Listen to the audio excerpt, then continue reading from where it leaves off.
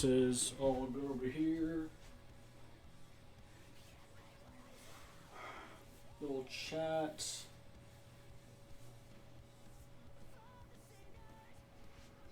And we're gonna turn off the music because I don't want to have to deal with copyright. Right, we're good. Okay.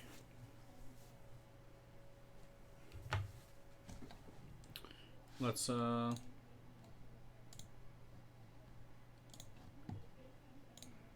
me just switch to here real quick.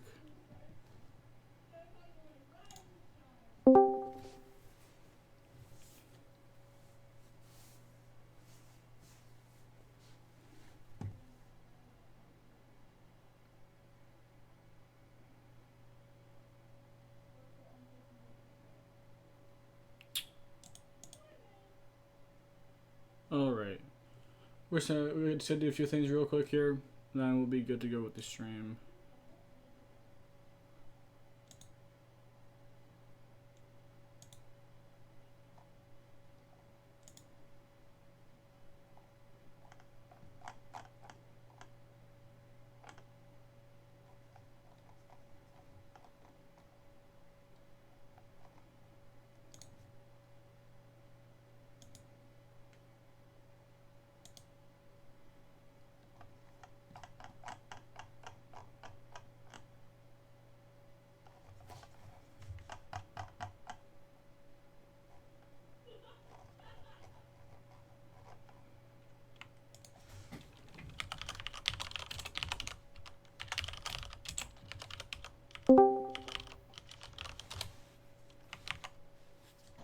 Hey there.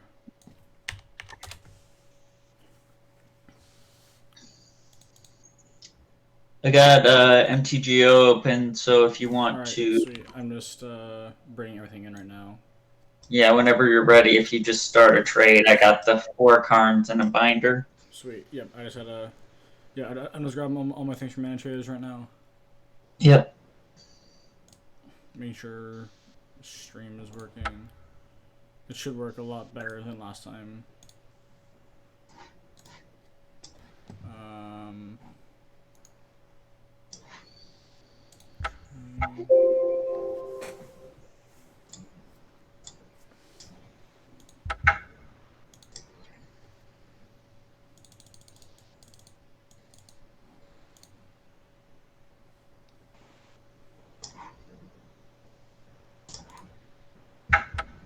Thank you. Alright. Can you do a screen share? Yep. Let me get that open for you.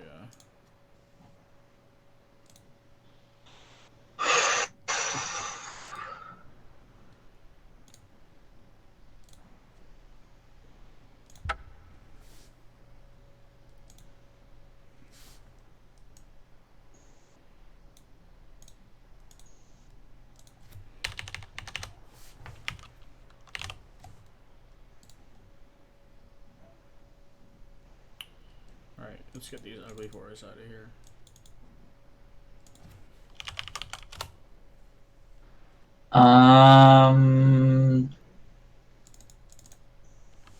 I think one... Oh, yeah. I was going to say, I think my list has 2 snow-covered forests. You do. It's just, they're just mismatched. Yeah, as grabbed these off card hoarder last night. They're very pretty, so. Alright. Let me just turn the stream back on. Okay. We're good. Alright. And then let's just pop right into League. Sure. I'm going to be ordering pretty much everything else for the deck sometime this weekend or next weekend. Cool. For paper. It's going to be great. Yeah, I need to order some stuff left in paper. Yeah, I started to is like don't even have the scouts. Yeah, I don't have the scouts, so I need the scouts. I need the whole Karn package. I mean, on the right side, Karns are still like criminally underpriced. Like Karns should not be as cheap as they are right now.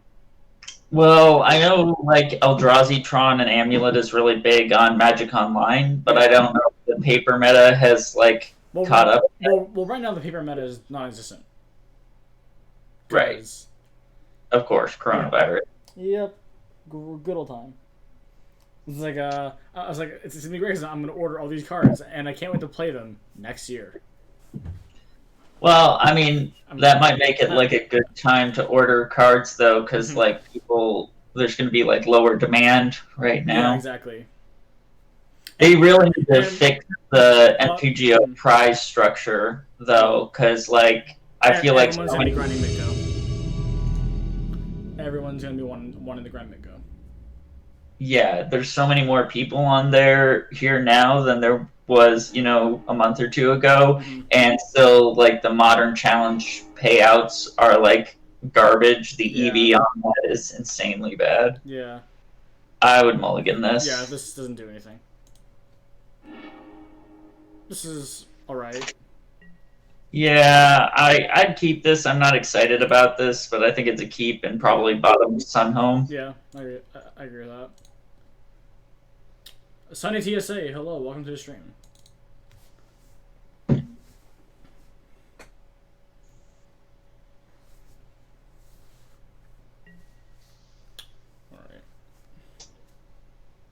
Yeah, I mean, we just have to hope to find something off these stirrings. Yeah, if one of these stirrings hits like another amulet and the other stirrings hits like a bounce land, we'll be in very good shape. Yeah. But I mean, that's pretty, even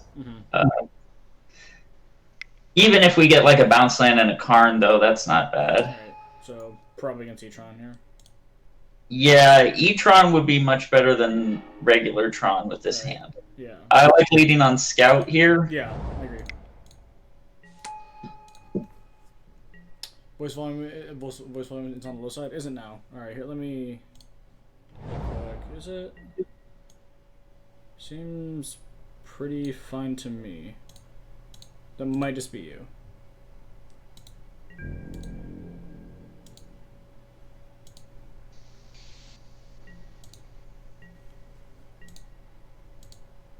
Scout is also helpful if we're getting like turn 3 Karn here or something. Yeah. So I kind of want to just Ancient Stirrings, see what we get with the Ancient Stirrings. We got a Karn there, we got a bounce land. I would prefer the bounce land here.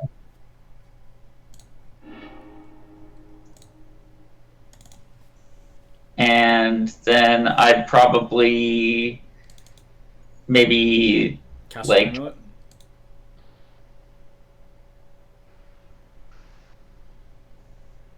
I mean, we might want to just like castle Stirrings, right? Because if they're Karning here, like if this is regular Tron and not Eldrazi Tron, and they Karn us, then just not having the amulet as a target might be better for us. All right. So like we can also just see what we get off the Stirrings, because if we get a redundant amulet, I'm definitely okay with just playing out this amulet. Here I'm feeling like the Simic Growth Chamber for the blue source for transmuting. Yeah.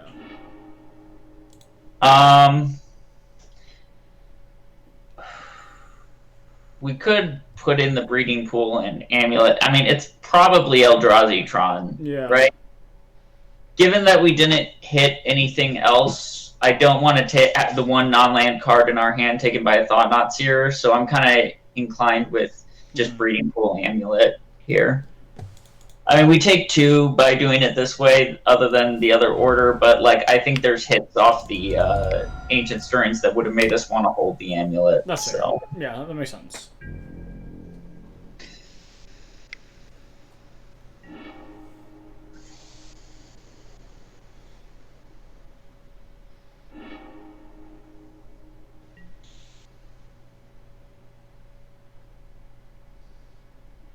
And like theoretically, even if this amulet got exiled, we could transmute on our turn by like bouncing and replaying Breeding Pool. Yeah.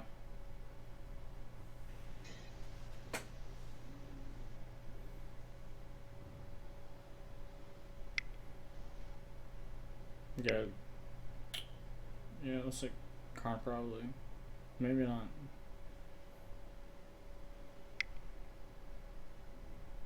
Yep. Yeah. I mean, I have seen some Tron lists just running Karn Limited. Yeah. I mean, I think playing towards E-Tron rather than traditional Tron. Oh, yeah, no, I agree. Absolutely. So even I'm tempted to transmute this turn. The thought being, if they want to minus Karn, then they're like out their Karn. Mm-hmm. And if they have a second Karn, we're not winning this game anyway. Yeah. So, I would tap the breeding pool, bounce it, and then replay it with the scout, and just transmute for a Summoner's Pact. I would imagine it probably doesn't matter which bounce we're playing here, right? Do we maybe want to just use Selesnya in case they do want to downtick to shoot a bounce? Yeah, I think I like Selesnya here in case they want to downtick on the Selesnya. It also, like, theoretically there could be lines where having Selesnya might help us haste at some point. Mm-hmm. You know, like, let's say we naturally drew a Slayer Stronghold, then we might be able to, like, haste. Come on, game, please. Let go. Don't do this. There we go. Right, let's get that packed. Yeah. It might be a little bit ambitious to be running Miko, a stream, and a chat at the same time. That is a very March of Karn. Yes. Believe them at the same much. Yeah, that is indeed a Karn right there, and it's a great time. Captain and John will open the stream. Hopefully, my PC wants to hold up and not die. I think we get rid of the fountain here. Yeah, I agree. I mean, there is like some argument for like wanting to just naturally draw a Slayer Stronghold and haste or something, or like, you know, if we get ghost quartered here, like on the Selesnya Sanctuary, we might wish we had the Radiant Fountain instead, but I think the ability to like play Titan and then potentially like hold up some sort of... Okay, so this is Green Tron, not E-Tron. Yeah.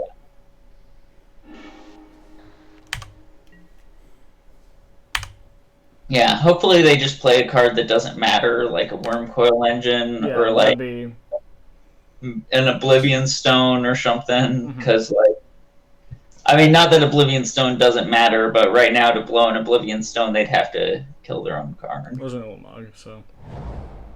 Yeah, and there's a lands to play Ulamog, and we do not have a Ghost Quarter in this list, so I think we lose. Yeah. We could top deck Amulet, and maybe we might be able just to do something, but okay, there's yeah, that's it, because now they're gonna get coding. They're gonna get coding. I mean, we can just wait to see if we draw Amulet, because you know, if we draw Amulet, we do get to play the Titan and haste it. But I just don't think it's nearly enough with the two. Let's see what we draw.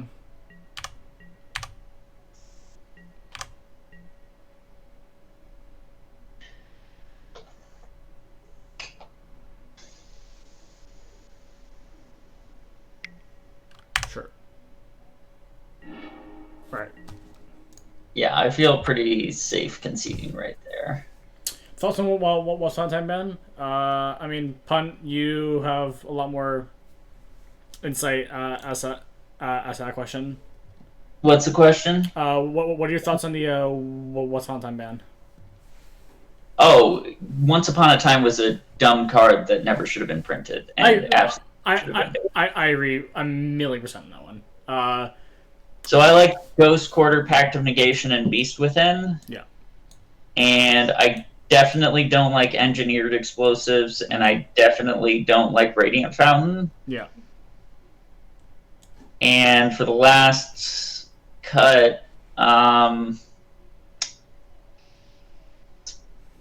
probably it's going to be either Cavern of Souls, Ancient Stirrings, or Celestia's Sanctuary. I think that or Explorer. I think there's an argument for any of those 4 cards for the last cut. Yeah. So I would tend to lean towards Cavern, but just because I think Ancient Stirrings and Celestia's Sanctuary both really help the plan of turn 3 Titan off Scout, which is one of the best things to do in this matchup. Yeah. So yeah, I'd probably cut a Cavern. It's either that or an Explorer. Yeah, I'm more liking towards cutting the Cavern. I think just having Explorer for this matchup is... Yeah, and this is a matchup where I think Scout on 2 isn't necessarily as bad if we have like a Castle Garenbrig or something. You know. I like this hand. It's just missing a bounce land, and that's a good place to be in a list with like 9 bounce lands. But I could also see mulliganing this hand for... The thing is, like, if we don't hit a bounce land, this hand definitely is super awkward for a while.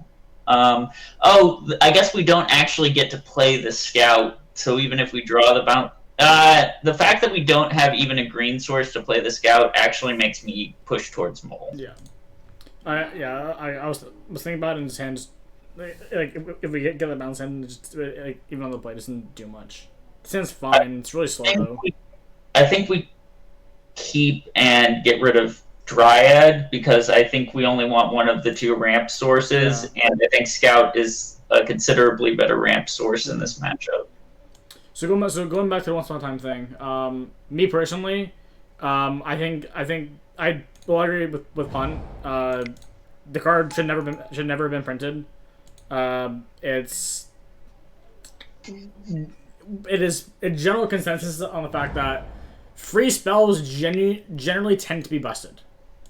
And sure, this was conditionally free, and not 1000% free, but it still allowed for way too much consistency in decks that already didn't need it. So, I'm perfectly fine with the card getting banned, especially in Amulet. I think we just play Valakut and pass. Yeah. I think we also wanted to bring in Rex Sage, because they can Karn for bridge, and we want something in our list that... So, maybe next game, let's just make sure we bring in Rex Sage. Let's make sure we Scout at the end of turn, and then we're just gonna Karn, I guess. Yeah.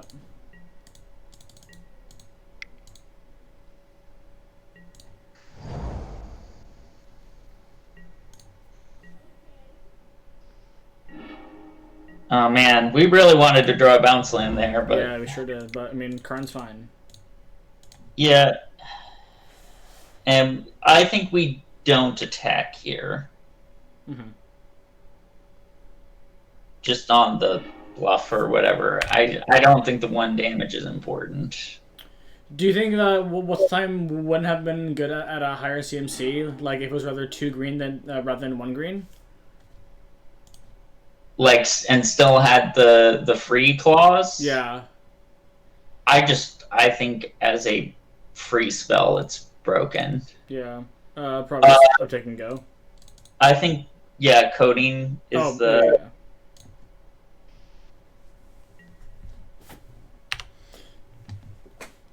Yeah, I mean, I don't think that would have done anything. Just the fact that it was free, it was just too much. And don't F6 through their turn. We want to bluff that there is actually something on the Scout. Yeah. So the thing that I'm thinking is maybe they Karn here, but if they Karn, they're going to tick down on our Karn.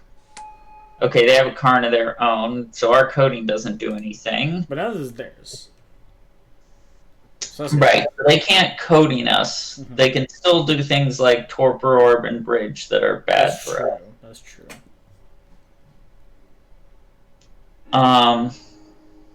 Yeah. Yeah. This might be a game where we need to do a Valakut kill, but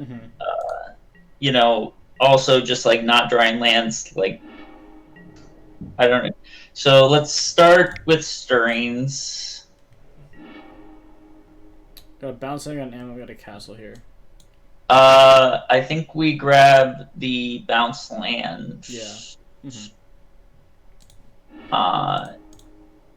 And I think we want to play coding, and I think we want to plus on coding so that if our opponent tries to attack with bridge, we can block. I was gonna suggest a line of like pacting for Dryad, but then I just realized we're a land short to get a trigger off the Valakut. Yeah, that might be something for a future turn that we might do, but as of right now, I think we just want to play the coding. Oh, okay. Pick up forest. Yeah, I think we just want to play the coding and plus on the coding. And probably attack Karn with Scout. Mm-hmm. That way they can't minus without... without dying. Yeah.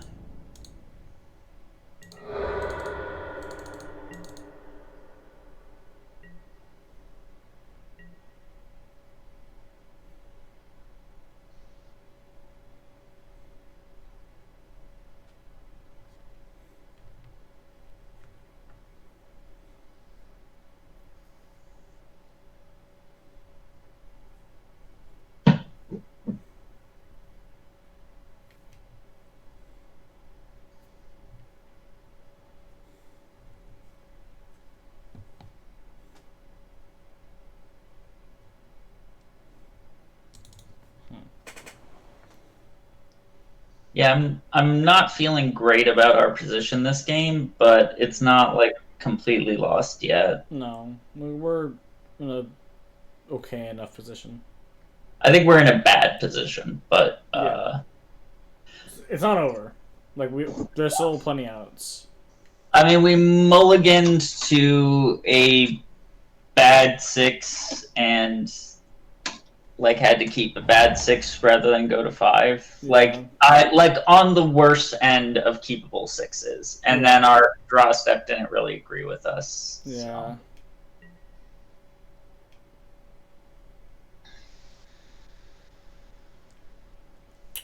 That's pretty good. Yeah. We'll see what they do with it. Yeah.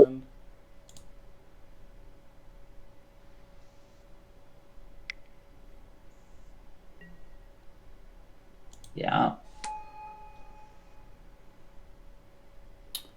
And I'm kind of wishing we had Rexage in our deck right now, because then we could like pack for Rexage and then like attack down their Karn, but yeah. Okay, that's not the worst draw. I still think we're kind of screwed here. What do we got on the sideboard? Can you... Walking Ballista does nothing. Engineered Explosives does nothing. Yeah, we're kind of just fucked here. Yeah, I think we can just concede here, honestly. Yeah. Is there... I'm trying to think of any reason it might be worth playing it out.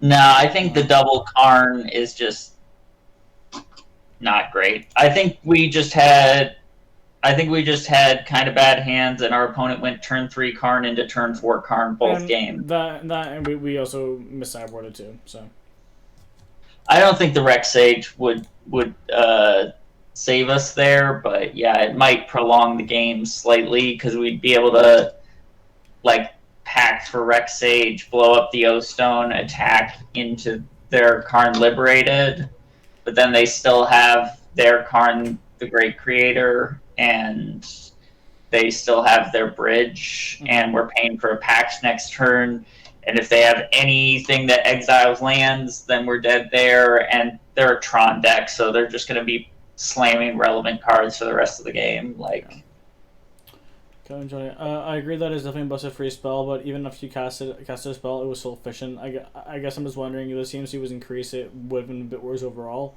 I can see that, but still, just the fact that it was free and just allow for consistency would just allow that. Like that, just like that was the problem with the card. It was free. I mean, if you change the mana cost on the card, it maybe doesn't need to be banned, but it's still a bad card for the game. Yeah, and that's all right. Let's get this thing out of here.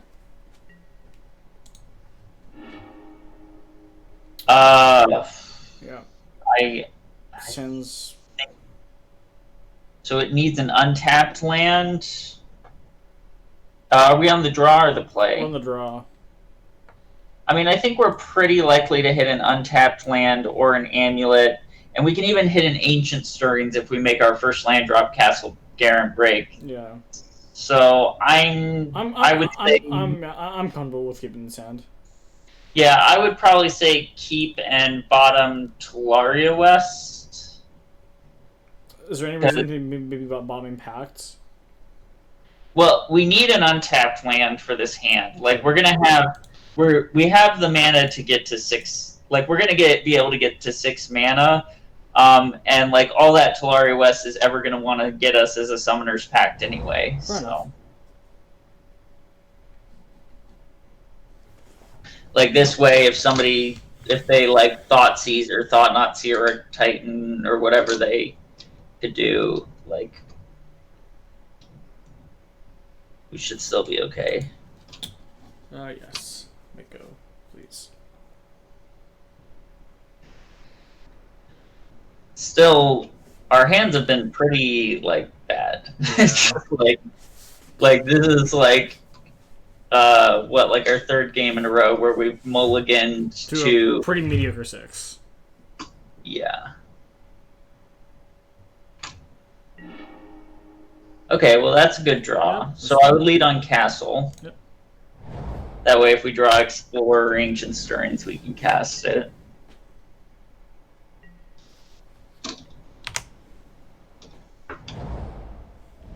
It's probably like one of those Urza Uro decks. Maybe not. Could be like a Death Shadow. Could be. Could be Shadow that just kept an awful hand. Probably we want to like. I guess we want a Simic Growth Chamber in case we draw a 1-drop. That way we can play 1-drop and Dryad in the same turn. Yeah. Or even like Explore. We could like Explore and then Dryad, I think, right? Yeah. No, we can't. We can't Explore then Dryad or Dryad then Explore, but still. Yeah, we're sure for that. I think any 1-drop is enough of a reason to sequence this order. Yeah.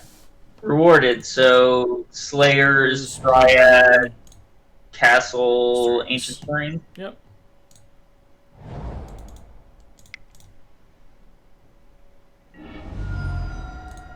If they want to like Stubborn Denial this, I'm fine with that because it just also very much okay with this. Means that like Stubborn Denial is not hitting the Summoner's Pact later or whatever.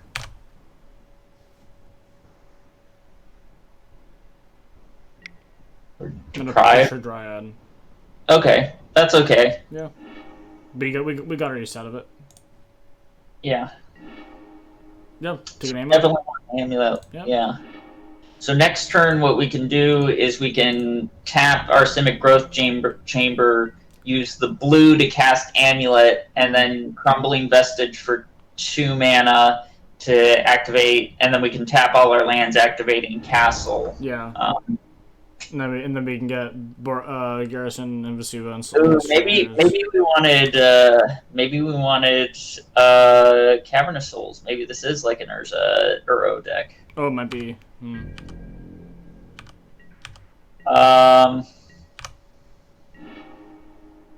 Well, let's lead on Amulet, see what they do.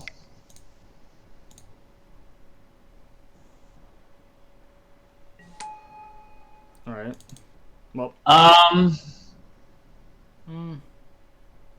So the fact, I think we just put both the caverns on our the bottom of our deck, or at least one cavern on the bottom of our deck. Yeah. So even if they have a cryptic command here, I think our plan is to cast Titan this turn and cast Titan next turn and just hope they don't have 2 hard counters. Yeah. Even the decks that like play the cryptic command and whatever the 3 Archmage's Charm. Mm-hmm. Even those decks like still only usually play like 2 or commands, like 3 charm or something like that. Yeah. So yeah, we'll say they have the. Yep. Yeah, I mean this isn't terrible. Technically, we're trading 1 for 1 here. Obviously, our 1 is much better than their 1, but Aw, that feels bad. Yeah. Yeah, I still think our play was correct. Yeah, I think so too. I imagine they're probably they're gonna pick up the charm here. Yeah, I think the only thing we could have changed is maybe we wanted the cavern instead of the amulet. Yeah. They kind of started to look like a Death Shadow deck, but if they were a Death Shadow deck, they'd probably play more. Yes, so I guess it's Castle then Titan, right? Or we could. Is there any reason to Sanctuary then Titan? I don't see it. Wait. If we Sanctuary, we float a colorless off the Crumbling Vestige, we Sanctuary, so we could activate Castle with a white floating, which means to activate the Slayer Stronghold, we could get like a Valakut rather than a Boros Garrison. Okay. And then get a relevant land. We could even here's what I think we do. I think we Celestia Sanctuary, I think we float the mana, and I think we bounce one of our bounce lands. We tap Castle so that we're floating a white mana, tapping Castle, and cast the Titan with Slayers untapped, and a white mana floating, and a bounce land in hand. And we search up Valakut Talaria West. That way, even if the Titan dies, we have the Talaria West, and if the Titan lives, we use Valakut to haste it and get in. Okay. So, does that all make sense? Yeah, so, okay. So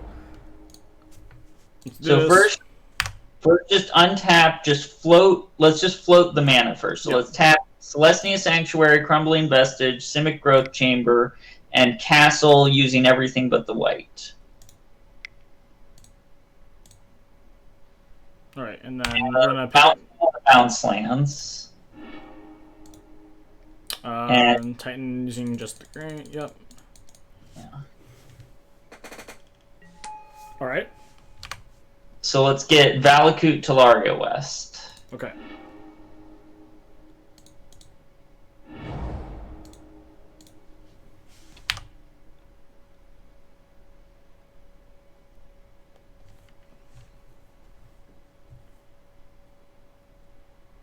Maybe we want to Field of the Dead over Talaria West. Probably Talaria West is better. Yeah, let's haste up this Titan.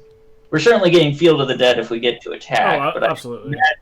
I imagine this is probably getting trophied by the fact that our opponent hasn't conceded yet. Right. Yeah.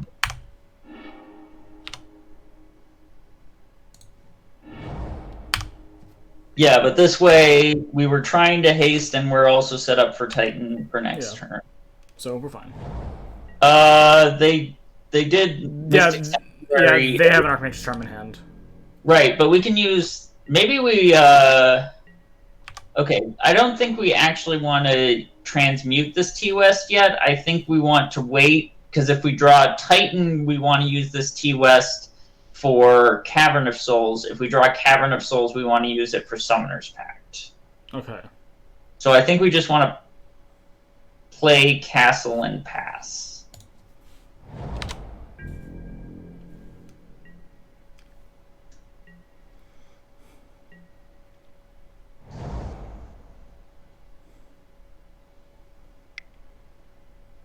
Phone just has it all. There's an arrow.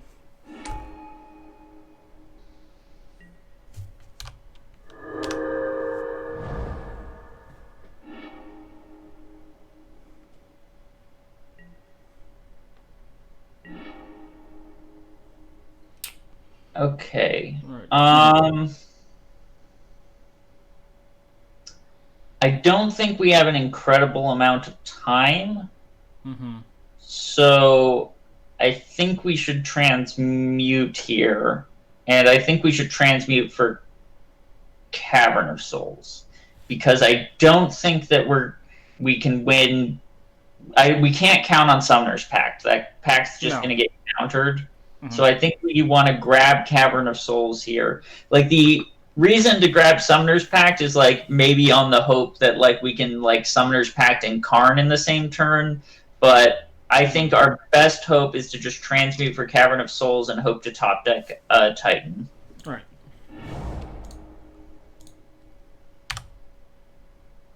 Alternatively, if we grab a Summoner's Pact, if they try and do like an end of turn charm, we could like pact in response to the charm, and then we have the Titan in hand, and maybe on a future turn get Cavern. But I don't know. Yeah, I think we're safer getting Cavern. Okay. I can also call me crazy, but Field of the Dead. Yeah. I'm not like I don't think grabbing Field is an awful plan. I don't think we win that game. That's true. Yeah, I think that prolongs a game where we lose. Mm-hmm. I think grabbing Cavern will make us lose a lot quicker, but it will also make us win if we're going to win. All right, fair enough.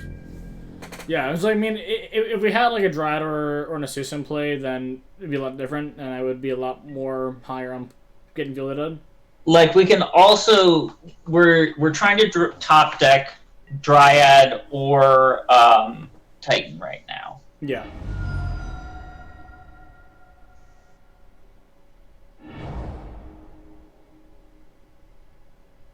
So we have 6 live draws. We're going to another trophy. Okay.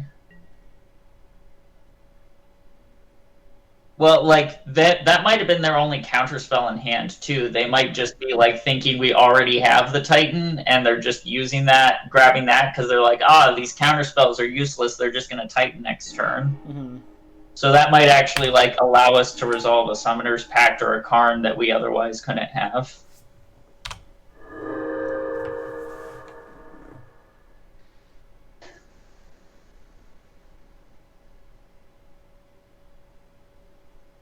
Or maybe they just have a cryptic command they're holding up and they don't need the charm anymore. Who knows?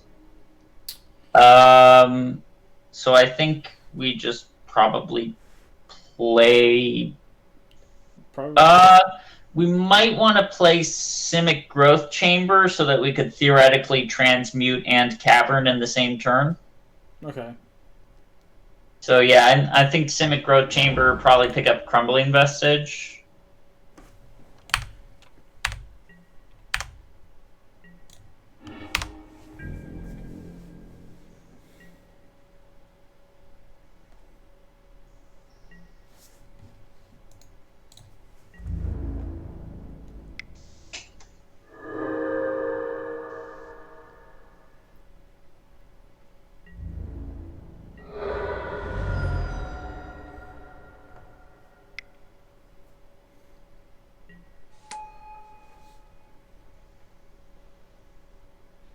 Dryad's not going to be good enough because of the trophy in their hand. Yeah, it doesn't do anything.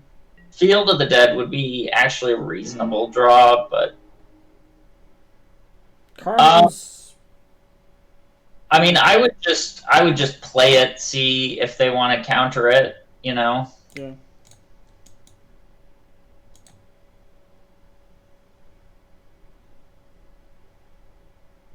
They might not even see it as a threat.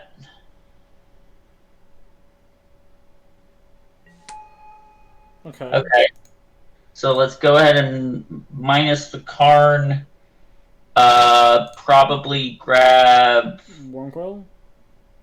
Yeah, I think Wormcoil. And then just Cavern on whatever Wormcoil is. Is it a worm? You sure is, I believe. Yep. Yeah, so I would just Cavern on. We definitely wanted to not tap the Sanctuary to play the Karn. Oh, yeah. Oh, Yeah. It's okay. Let's play the Wurmcoil.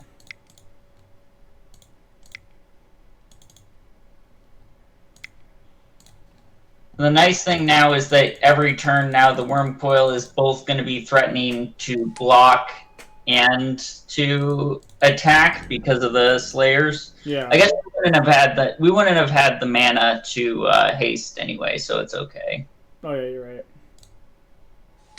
Oh, Quaddle's kind of annoying. Yeah. Because it makes it like our Wurmcoil can't really attack profitably. Mm-hmm. Double cool. Yikes. I mean, if this Karn somehow survives, and we could always pick up this Cavern and, like, get Ballista.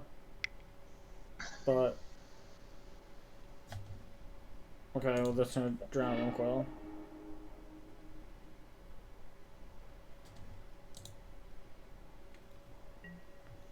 Putin just has everything. I mean, they've been drawing a million cards, yeah, so exactly. I don't think that our opponent has gotten, like, unrealistically lucky. I just think they've just been doing. They've been playing Magic. We haven't. I think honestly, what this game came down to is we needed to grab Cavern rather than Amulet, and everything since that hasn't mattered. Yeah, pretty much.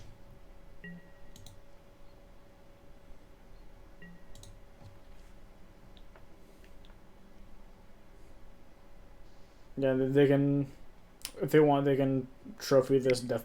Okay, no, sure, that doesn't do anything. Yeah, like there are. No, that just feels bad.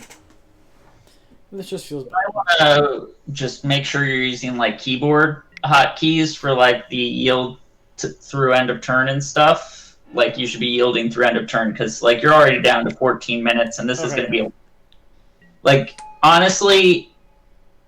I don't mean to be insulting here. Mm-hmm. If it was me, I would continue to play this game, but given the amount of time that we have left, I think conceding for time would be the correct call here. Yeah, okay. Like, I can play this deck very quickly when it's just me, but, like, me giving advice. Yeah, no, for sure. I totally understand that. So I think we want Bojuka Bog, Pact of Negation, Beast Within.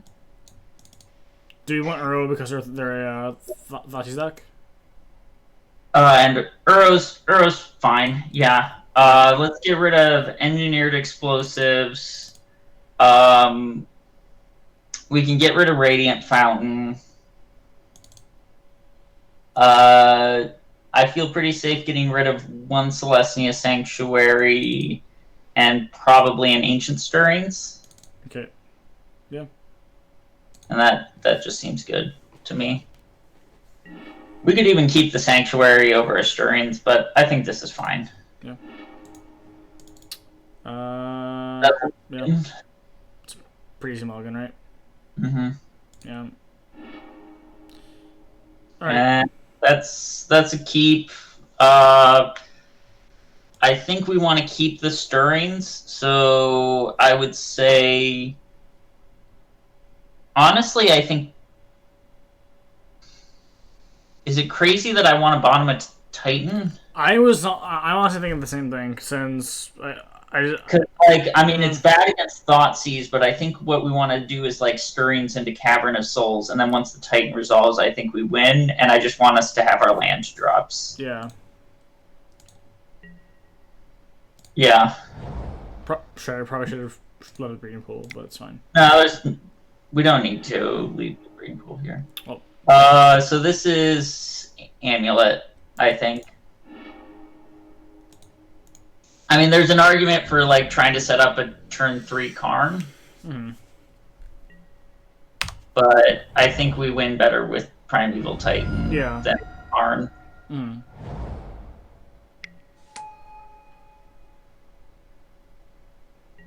The screen keeps blanking out for me.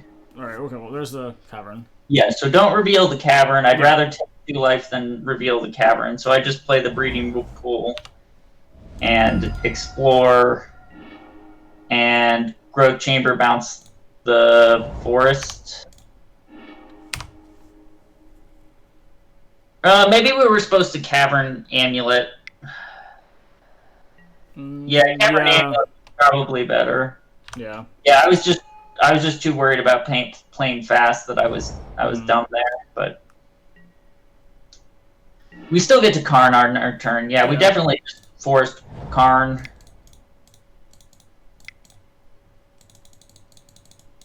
And I like grabbing coding here. I feel like it maximizes the chance this Karn gets Assassin's Trophy, which I very much want to happen. Yeah.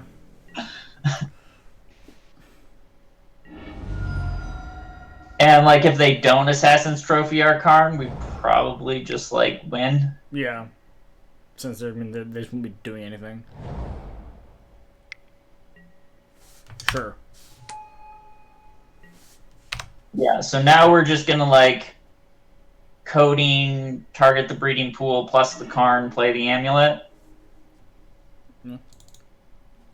So coding first.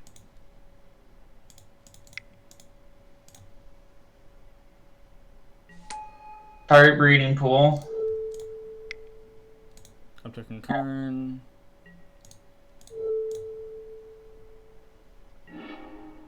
And then Play Cavern Amulet. Let's do Forest Amulet. I don't want to reveal the cavern to that.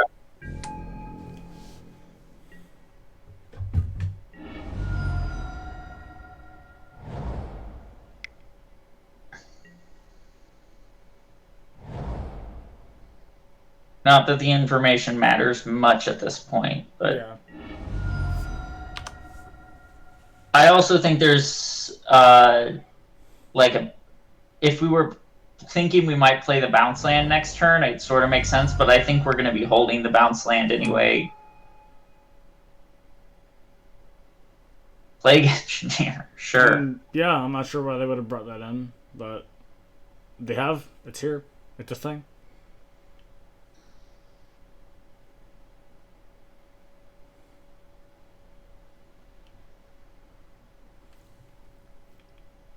So I'm kind of inclined to aggressively go after green mana. So I would, on our turn, I would coding the.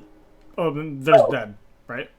Yeah, let's just kill them. Yeah. So let's play Amulet, Sanctuary. Yeah, just Titan, haste it, double strike it. That's enough. They're at 14. Yep.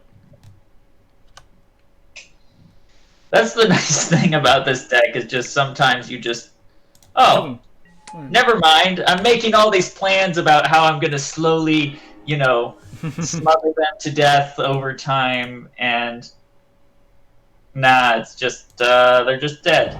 They sure are. Make sure you sequence. Yeah. Mm-hmm. Yep.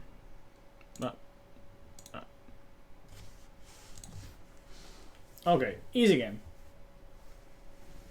Okay, is there anything we want to do differently? Plague Engineer, I don't care about. Yeah, there's no reason for that card to be in the deck. Yeah, I mean, like Sunhome protects us from that card ever mattering. Mm-hmm.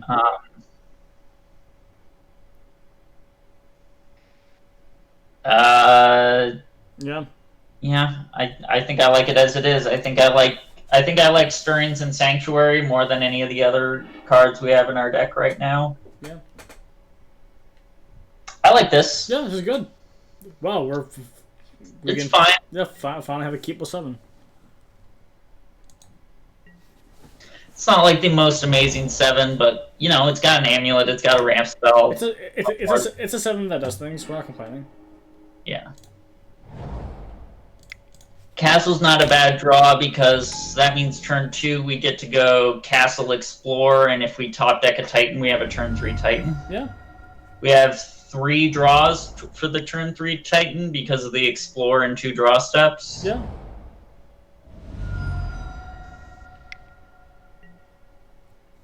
Okay. I guess that's a card. Yeah. So let's just I think Rot Farm here. Right. Yeah, I forgot that we don't have an amulet. My bad. All right. Shouldn't matter too much. Well, hopefully we don't like draw a 3-drop and feel real bad, but yeah, they're probably gonna take the Titan, even though they should take the Explorer. Yeah. Just my understanding of Magic players. Yep. It's correct how people play the game. Yep, punished. Well, we get to play the Explorer. Maybe they have a counter spell and they counter the Explorer and the Dryad resolves, and then we feel smart or something. I don't know. Gruul Turf probably, Bounce Slayers.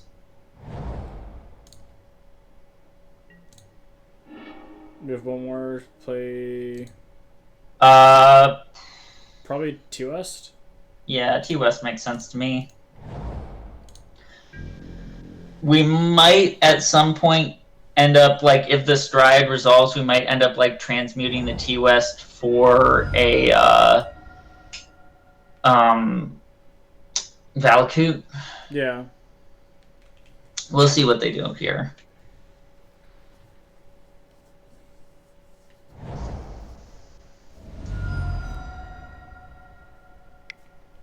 Ideally, they like Jace the Mind Sculptor, and we get to like attack it down with Dryad that we haste or something. I don't know.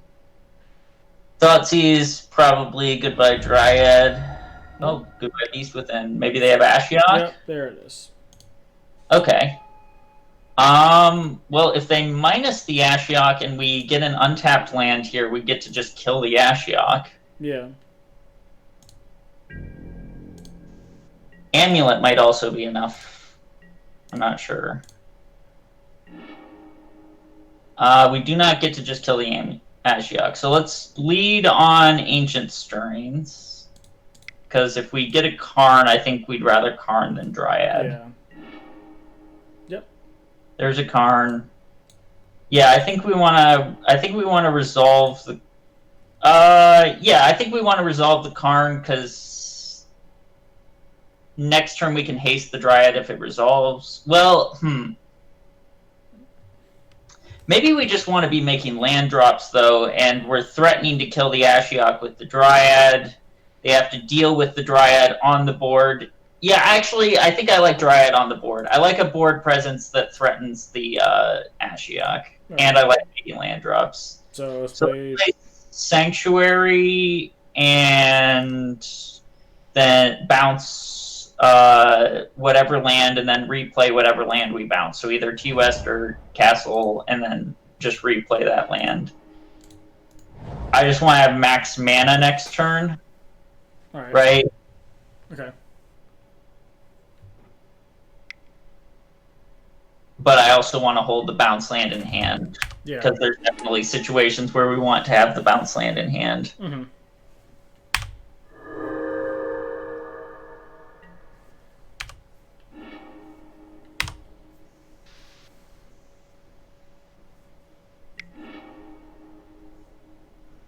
Okay. Where's Alka Infield? I think what we want to do is I think we want to Karn minus for Grafdigger's Cage and play Grafdigger's Cage. Okay. Because I don't want them just being able to just Uro.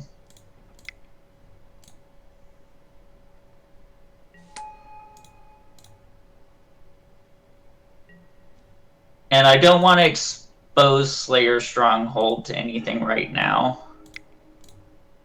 So I just play the Sun. Yeah.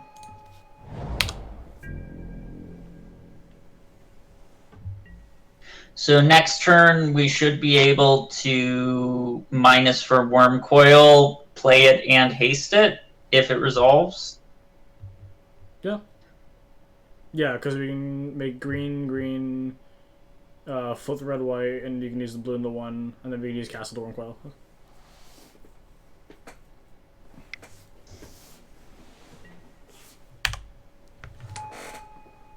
Sure, that is redundant.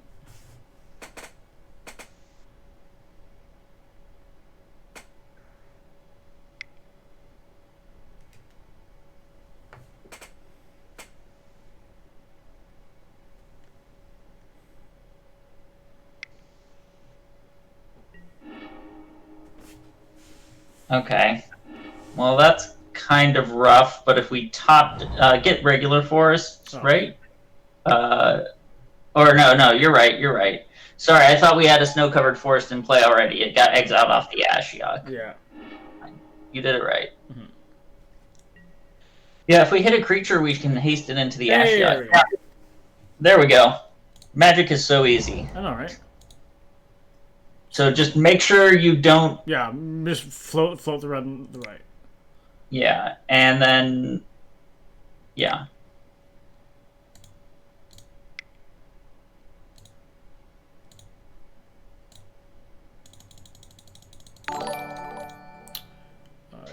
Kind of ironic that like our own Grafdigger's Cage might end up hurting us if we want to like Uro later. But I think keeping them off Uro is very nice for us. Yeah, and this is good. Michael Ashiok, right? Yeah, we're going at Ashiok. Yeah. If the Titan dies, we still have at the very least the T-West, so if we get another blue source, that will eventually lead to another Titan. Yeah. Let's see here. Kevin and Jonathan might have boarded out some amount of counter spells because of Cavern of Souls, which I guess I understand the reasoning behind, but I don't know if is correct. Mm-hmm. If this Titan lives, I feel like we can't ever lose this game. So I think I want to play around Cryptic by attacking before playing Dryad. Okay. So do we want to activate? Just move to combat. Just move to combat, and just see if they'll let us attack. I'm imagining this is going to be a Cryptic. Tap, draw. Right. Okay. Now we get to play Dryad, and we get to bounce Talaria West, and we get to transmute it for, I think, Summoner's Pact. Okay.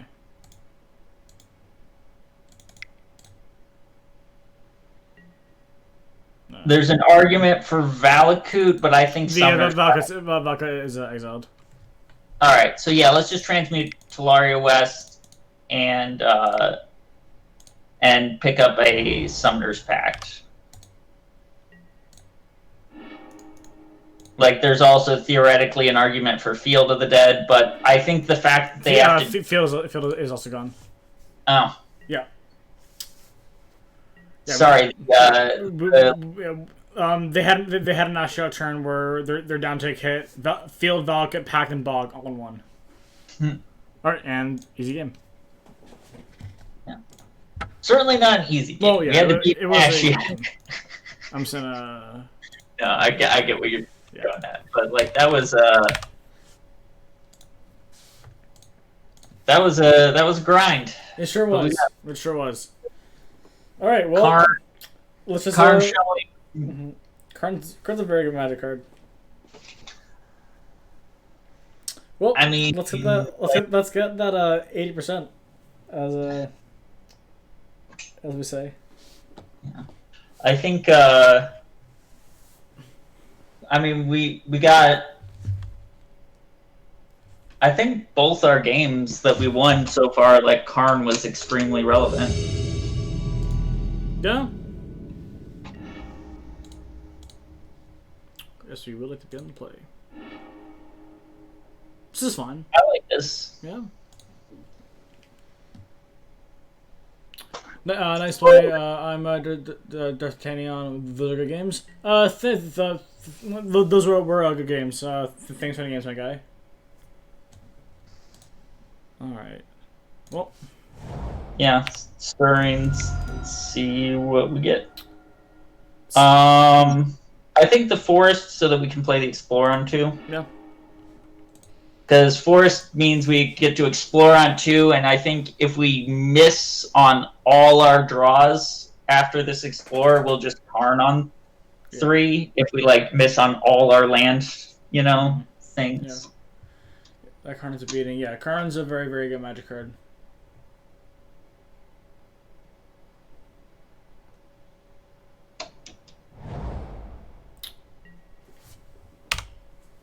This could be Mirror, or it could be actual Valakut.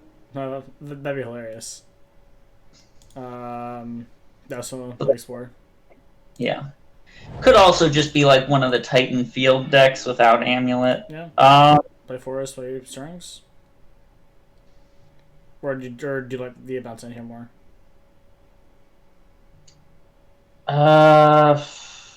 Yeah, Forest Stirrings. That makes sense to me. I think we'll have this Sanctuary. Yeah.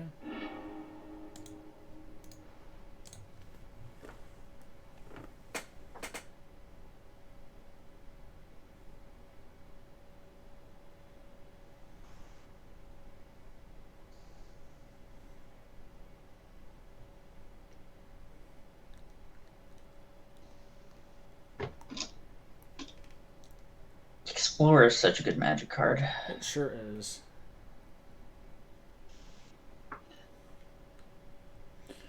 Yep, I need to order my cards very, very soon. This may sound crazy, but I've actually been considering cutting engineered explosives from the main deck for just like another Explorer. Hold up now. It's here. It's back. Our boys come back. I mean, that's okay, so I think we want to Amulet. Yeah. Start.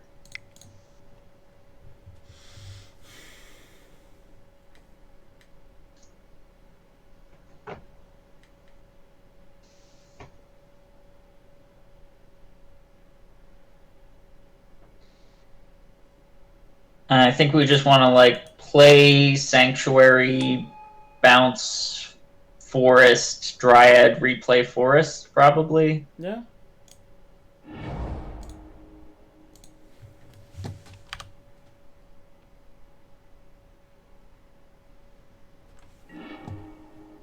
Sure couldn't.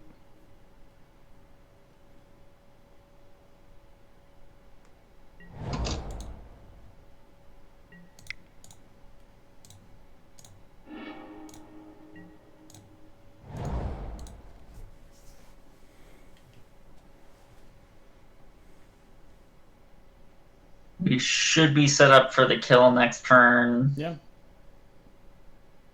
I'm trying to think what they could have. They could have like double bolt. They had acid moss. I don't believe they run bolt in the main deck, so. Or at least I don't.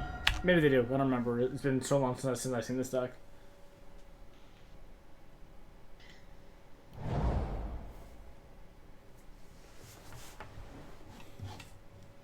If they acid moss us, I think we still probably have lethal, yeah. Because we just Semi-Growth Chamber twice, and then we'd get Valakut Slayers. Yeah. Yeah. So we'll get Valakut Slayers, and then on the attack we'll get Vesuvon, Valakut, and like Fetch Land or whatever. Yeah, so just play the Simic twice.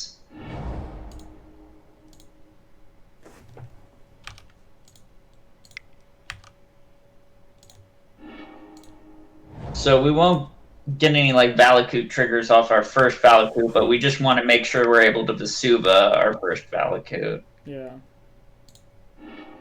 Oh. That was not the way to do that. No, I misclicked. Okay, so. Okay. So let's Primeval Titan, and we will grab Slayer's Stronghold, Crumbling Vestige. Okay. I think. Maybe Boros Garrison is still better. Maybe we want to bounce land in. No. Well, this will be good. So yeah, let's grab Slayer's Stronghold, Crumbling Vestige. Okay. Crumbling Vestige, we can make a white and a red. Yeah.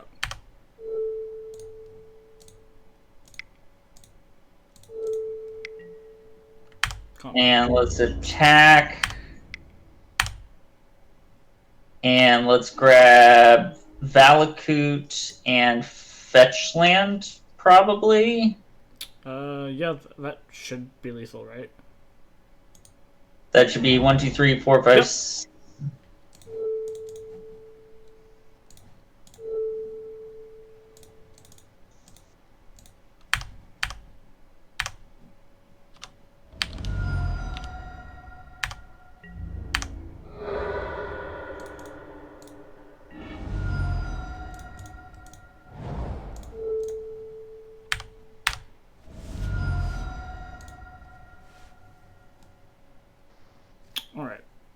So I like Pact of Negation and Beast Within. And I don't like Engineered Explosives or Radiant Fountain. And I think I'm pretty good there. All right. I don't want Ghost Quarter. There's some argument for like the Force of Vigors and Rex Sage because they're almost certainly playing their own Dryads. Yeah. But I think unless I see a Damping Sphere game 2, I don't really want to go that route. If we see Damping Sphere and then it's like we're playing against Damping Sphere and Dryad, then I think at least bringing in the Force of Vigors, makes sense. So what's the reason for not bringing for not wanting the Ghost Quarter? You can't really keep them off Valakut with Ghost Quarter. It doesn't really. It just really doesn't do anything against Valakut. Like all it does is like they're gonna have 2 Valakuts. You're gonna give them another Valakut trigger. Like it's not gonna. At the point when Valakut matters, they've already won the game. Like there's no situation in which. There's very few situations in which like removing a Valakut from the field with Ghost Quarter actually matters, and having a land that like taps for colorless and isn't a bounce land and isn't an Ancient Stirrings or like whatever card you're cutting. Like probably the next card we're cutting is Ancient Stirrings, which is like I'd much rather just have the Ancient Stirrings. This is really close. I would keep this. Yeah. If nothing else, any land makes it a turn 4 Titan. Yeah. Like at turn 4, not just like Titan, like actual win the game. Sand's also pretty good against Damping Sphere, too. For whatever that's worth. Yeah.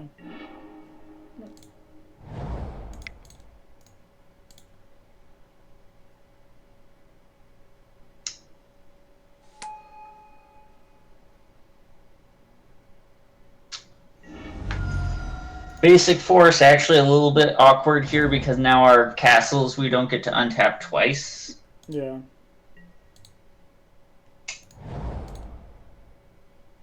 But we're still on track for turn 4 Titan. Well, turn 5. Yeah, so I think it's probably just Castle Amulet. We want to hold the Talaria West for 2 mana at some point. Yeah. Crumbling Vestige would be a really amazing draw. Oh yeah, oh, absolutely.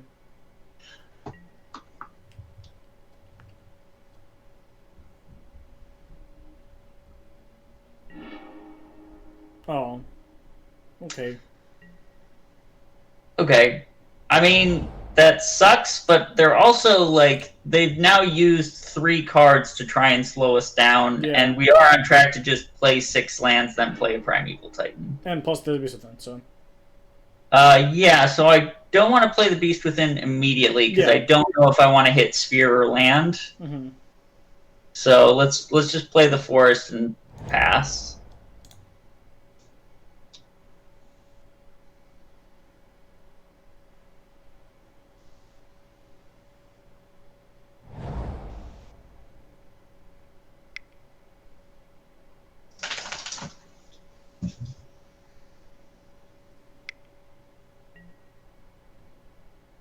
Dryad, okay.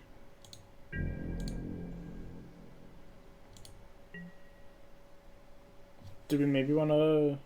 No, I don't want to Beast Within anything yet. I'm thinking on their next upkeep we want to Beast Within land, because they just played a Dryad and didn't make a land drop. Okay. Which means they don't have a land in hand, which means they're short on lands, which I think means taking 1 extra turn to Titan and hitting them with a Beast Within is more likely to slow them down more than... Yeah, okay.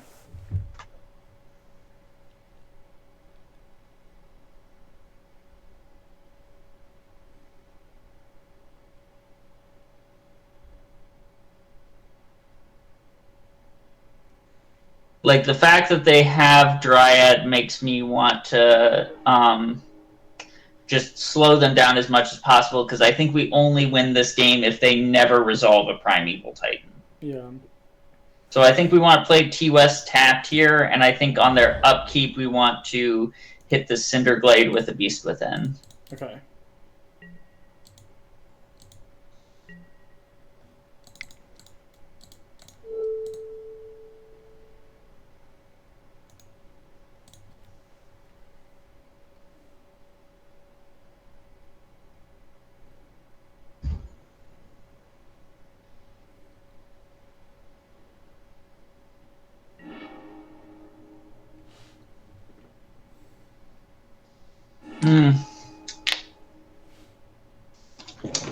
I'm rethinking this decision a little more now, because hitting the Damning Sphere would guarantee Titan next turn. Yeah.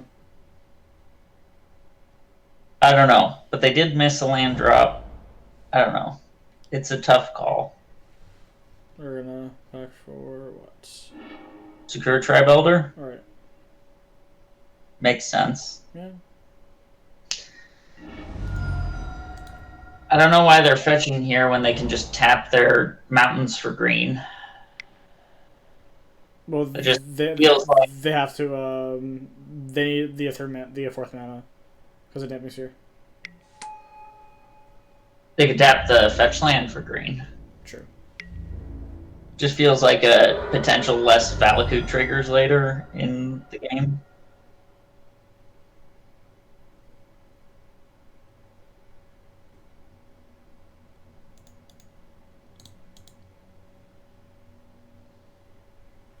And also less lands in their deck for them to draw, which I think is what they want to be doing right now.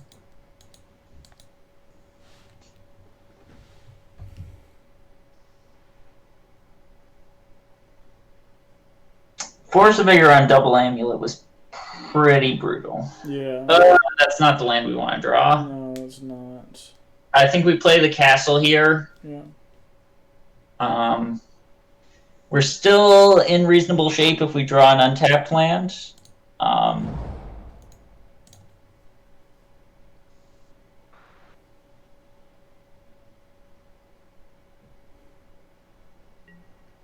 But this one is slipping away from us. Yeah.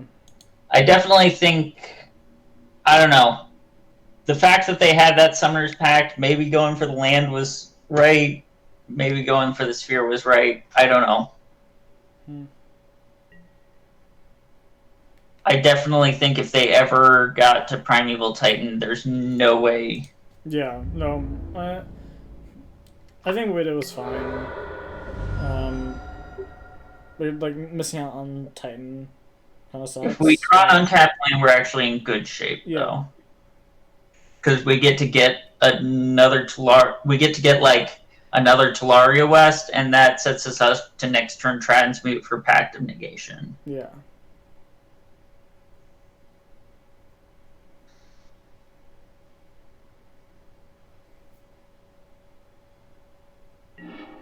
There we go. Yeah. So, yeah. I think what we want actually is probably Breeding Pool Field of the Dead. Yeah. Because we want another blue source to transmute next turn, and I think we want Field of the Dead. Okay.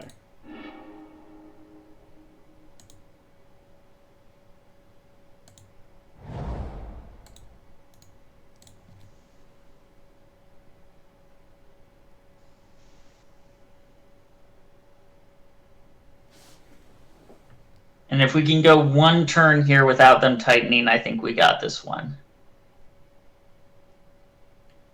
Because if they don't tighten exactly this turn, we get to get Pact of Negation. Yeah. I guess they could top deck a natural Valakut, but after this turn, I don't even think a natural Valakut's going to be enough. Yeah, they're just dead.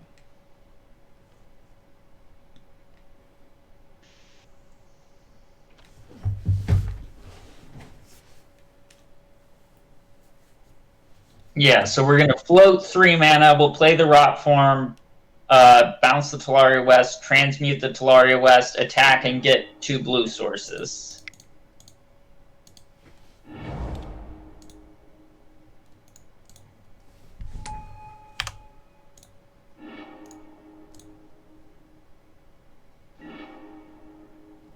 Get packed. Yeah, and now we definitely on our attack want to get 2 blue sources. So honestly, 2 T-West? I mean, we don't have any other blue sources, do we? No, we don't, because Demon here just set off, so yeah, 2 West. I mean, technically Vesuvon breeding pool, but yeah. Yeah. I think, you know, if we're gonna Vesuva anything, it's probably Field of the Dead. Yeah. And this is why I didn't feel like I needed to hedge too hard with the sideboarding for Damping Sphere, is because we can play through Damping Sphere pretty well. Like, our hand wasn't even super well equipped to play through Damping Sphere, but we were able to play through Damping Sphere just by, like, Beast Within keeping them off Titan, and, like, the fact that they used 3 of their cards trying to control us. Yeah.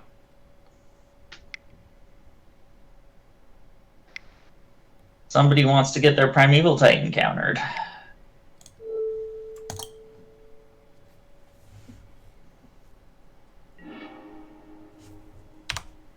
I guess they could have another Titan next turn, and that would kill us, right? Yeah.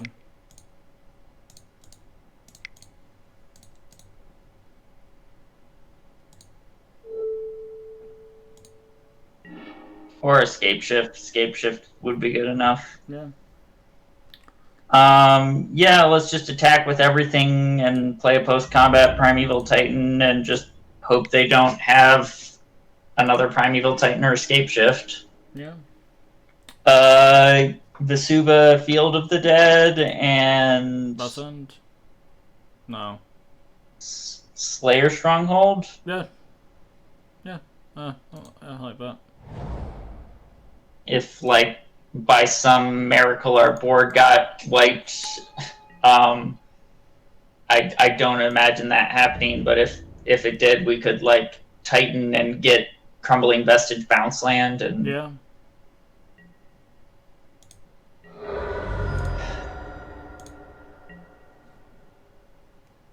One, two, three, four, five, six.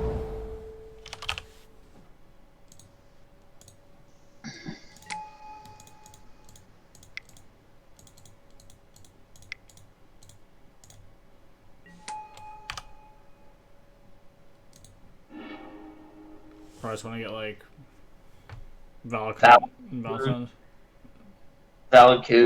fetch land, maybe? Yeah. Yeah, sure.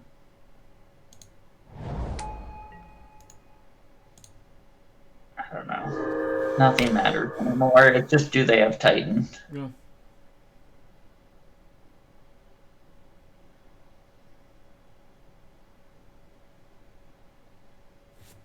Hey, we got there. There we go. They spent too many cards on trying to control us, and not enough cards just, doing their game plan.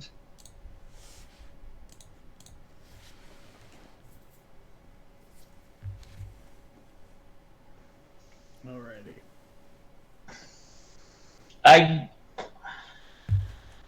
I guess Force of Vigor makes sense for them to bring in, but I don't know. Like, Valakut, when I've played that deck, like, has so little, like, wiggle room of, like, how many cards you can play that are not just a land. Yeah. And, like, already the new lists are playing Dryad, and Dryad is not a land. Yeah. And, like, you're bringing in Damping Sphere, and it's like, I would maybe not even, like, bring in the Force of Vigors. Like, I'd rather just have a Rampant Growth or a whatever Farseek. Mm-hmm.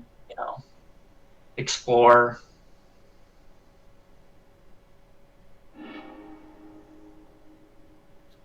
It's pretty slow. This is a mulligan. You mulligan if the hand doesn't have ramp in it. Yeah. It's an automatic mulligan. Yeah, you gotta have the. Yeah, you gotta have the 3 things. Ramp, lands, Titan. You don't have to have Titan. Well, yeah. You have to have ramp and land. It's ramp and lands, and then Titan just nice. If you build it, they will come. Mulligan. Yeah. This hand has 3 colorless lands in it. This is. Hey, let's go to 4 because that sounds like a fun time. Yeah, let's do it. Okay, I like this. So we're gonna keep Castle, Turf, Dryad, Stirrings.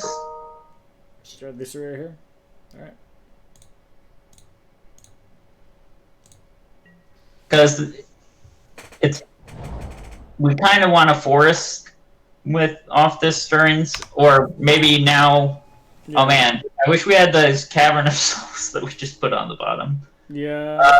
Let's castle and pass. There's no way we could have known we were gonna play against, this.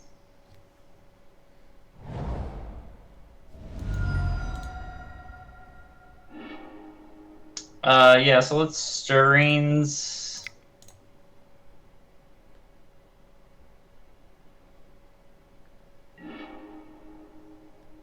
What do we got? I think Vestige sounds right to me. Yeah, I like that. And then just like Growth Chamber. Yeah. I'd rather just have more mana next turn. Like if we draw 1 drop. Sure. Maybe they'll just like spend their turn casting Uro. Yeah. They'll be like, oh man, I'm ahead. I better like get my Uro going before they have a chance to draw out of this.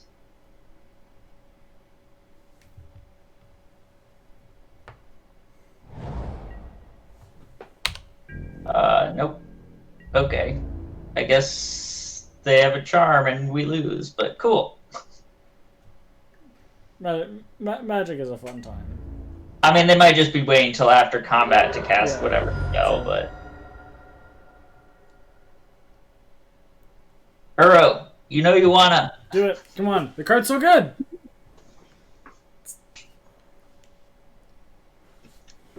Do it! Slam it! They're thinking about it. You could see them turning over their head. The worst that could happen if I play this Uro right now. You know what they really want to cast? This guy right over here. This guy right over here. Oko? Yeah. Rest in peace, our boy. Rest in peace.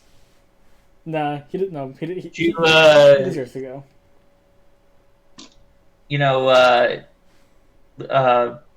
Did you see the meme people were putting out about January 3rd being Oko Day? Wouldn't it be March 3rd? Because day 3? Or, yeah, March 3rd, sorry. Yeah, I remember. Yeah. Oh, Trophy on... That's what they were thinking about? Yeah. Got him. Okay. I think...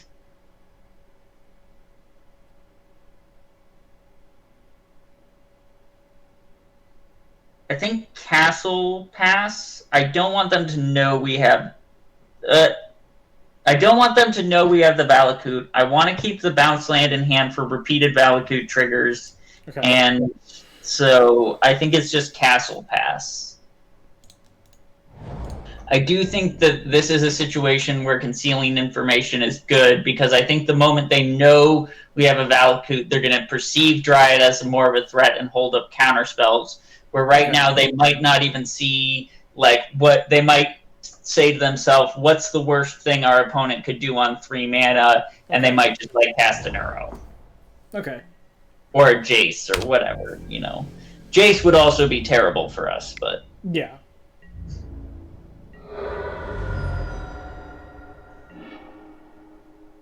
Okay, Karn's not a bad draw. No. I do regret not playing Valakut last turn, but here we are.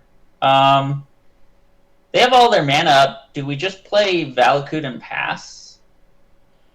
I'm not against that. I mean, yeah, it was like if we Vestige and we just play the Dryad, it's almost certainly going to get answered. It's just going to get countered. Like, they're just going to, like, Archmage's Charm it and then, like, get a Mystic Sanctuary. Yeah. Yeah, I think I just, like, Valakut pass. I want to wait till they, like, play an Oko or something. If not, we're slowly drawing ourselves out of this mulligan, you know? Yeah. Oh my god, if they trophy our Valakut, I'm gonna be so happy. I will be very happy with that. Come on, do it! Do it! You know you want, opponent. You know you want. It's a land that bolts things. Come on, it's so good.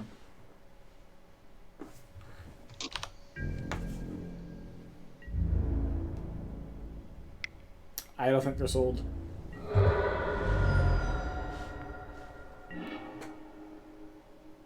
I kind of want to EE on 2 here. Yeah. Because if they counter it, they're down a counter spell, and if they don't counter it, we remove the pressure on us. Yeah. So do we just want to... Green-red, EE on 2. And if they counter this, I think we're playing Gruul Turf, Bouncing Forest. I don't mind... Oh, they don't counter it. Yeah, let's blow it. Let's remove the pressure.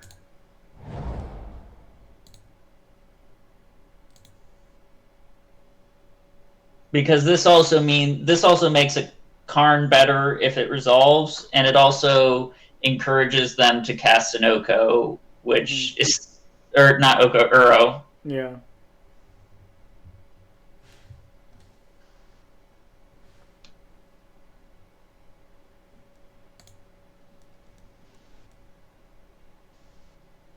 I just think the more time we have to draw a Cavern of Souls, the more likely we are to win this game. Is our opponent debating on trophying our EE? They could trophy it in response to the Crumbling Vestige trigger. Which, I mean, if they do that, we're very okay with that. Yeah, I'm fine with that. I'm fine with this Engineered Explosives being a rampant growth that also takes away their trophy. Like, and also, if they trophy it, then we can just Dryad. Yeah. Oh my god. And then that, and if they do that, then okay. So like, I was gonna say is like if they let us do that, then we can also get a Valka trigger. So yeah, let's. Yeah. But all right, opponent does. There's so much fun that we can have, and our opponent doesn't want to give us any of it. Oh.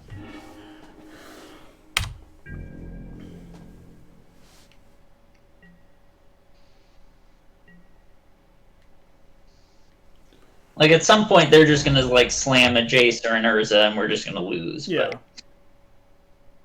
Oh, is this Uro? Excuse. Sure. Okay. Okay. I mean, sure. That's a card, yeah. It's a legal, modern... It sure is. Legal magic card. It sure is. Doesn't do a whole lot right now, but it sure is a card that they can play in their. I mean, Magic Gathering deck. It's a 4/4. Yeah, that is true, but if it's a 4/4, then it's a slower Uro. Ah. Huh.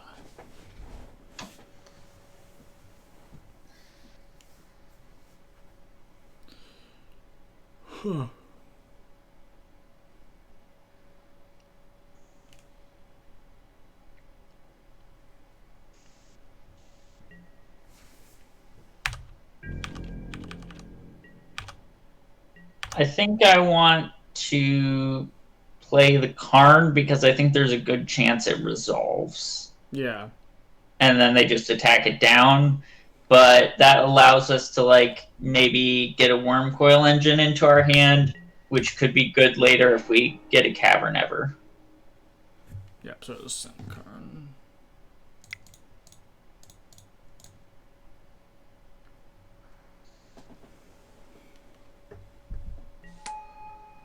Yeah, I thought it might resolve. Yeah. Alternatively, okay, the biggest they can make their guy is a 4/4, right? We could plus this turn, not plus on anything, just plus. Yeah. They attack it, then next turn we minus. They have to actually make their guy into a 4/4 to kill it. They're killing it in one attack anyway. I guess we don't want him getting trophied though. Yeah. Yeah, let's just minus for Worm Coil.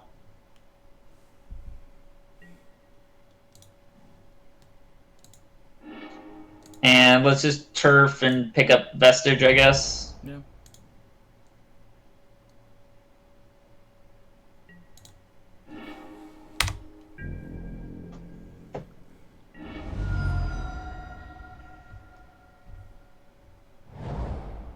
Wormcoil is also potentially nice as just a thing we can play that they have to counter, and then like makes our future spells more likely to resolve. Yeah.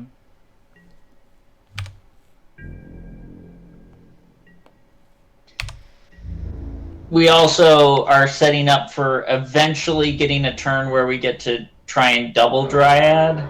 Yeah.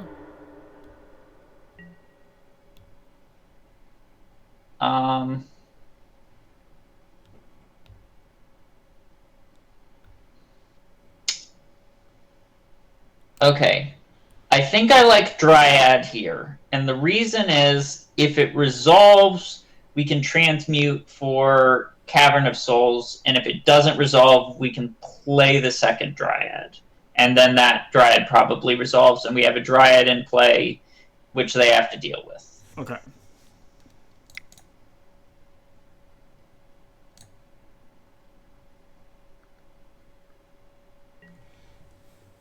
Okay, so now we want to Vestige, and we want to transmute for Cavern of Souls.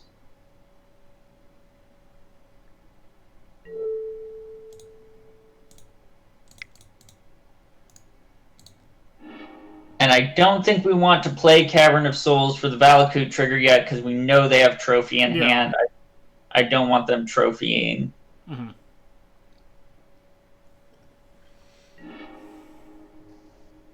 Alternatively, oh, never mind. Okay. I was going to say, alternatively, we could grab Vesuva, Valakut. They immediately have to trophy the Dryad, and then next turn, our other Dryad is a bigger threat. But no, I like Cavern. Cavern's good.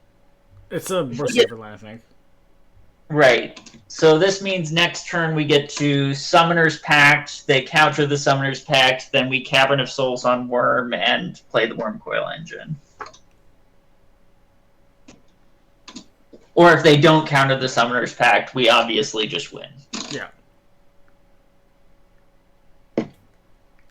We've come a long way from a Moldifor. We sure have. I almost forgot that we owned before. Yeah, we Moldifor this game. This has been clawing ourselves back. Now, if only our opponent would have trophied that E onto, that would have been amazing. I would have loved that. Yeah. Would have meant more pressure for us, probably. Sure would have.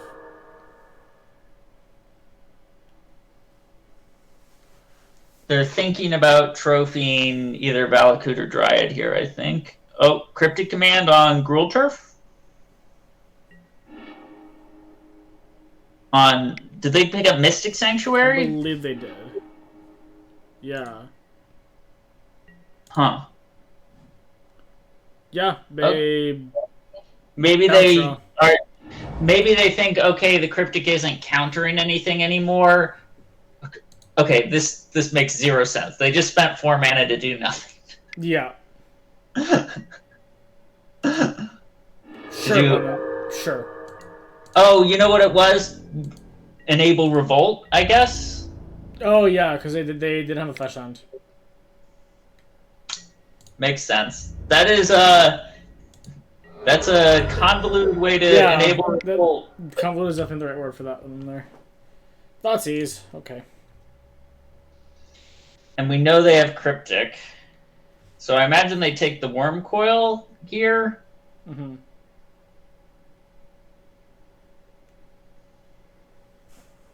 That's almost certainly the red line.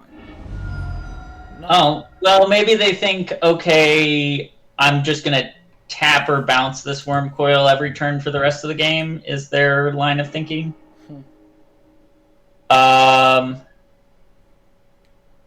Yeah, so we're going to just Cavern of Souls on worm and play the worm coil.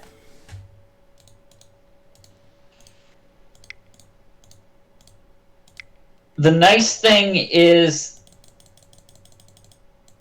they have to keep dealing with the worm every turn now. Yeah. And we're also threatening field and dryad shenanigans. So are they going to trophy the worm? I am. Yeah. Yeah. You got sure. You got me, opponent. 100%. Now you can't cryptic bounce the worm. Like I'm just happy with this. I'm just like straight up.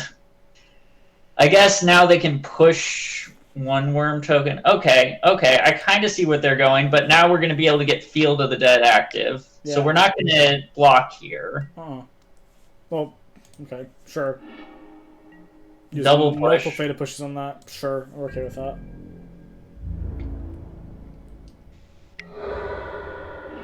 Yeah, so we have to play Field of the Dead so that we don't die. We know they have Cryptic. Yeah. So we are dead.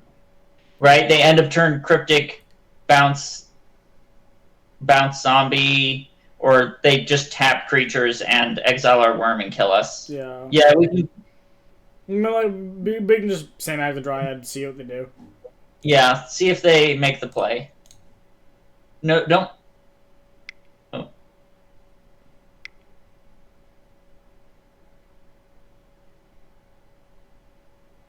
If we were going to play the drive, we should have done that before the field, but okay. Sorry, wait. Okay. Fair enough. Okay, yeah. Okay, well, yeah, so now we're super dead. Yeah. Yeah, if we had maybe gone Dryad into field, we might have had some chances there, but okay. I don't know. We were on a mull before. We made them work for it. Yep. All right. Let's do Bajuka Bog, Beast Within, Pact of Negation, Uro. Bye Engineered Explosives. Bye Radiant Fountain. Stirrings, Celestin Sanctuary. Yeah, that sounds good.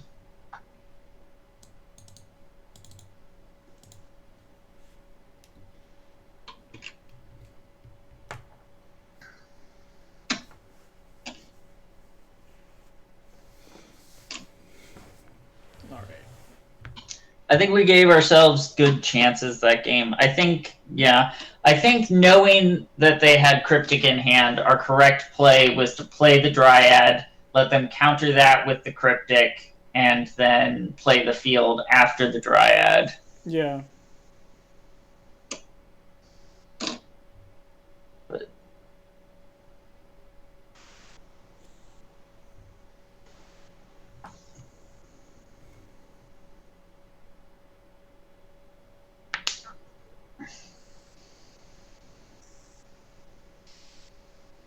it looks like our opponent might not be. I don't think they're an actual Urza deck, though, because they just didn't have many artifacts. Yeah. And I think they're just like a snow deck with like the Astrolabes for like Coatl. Yeah.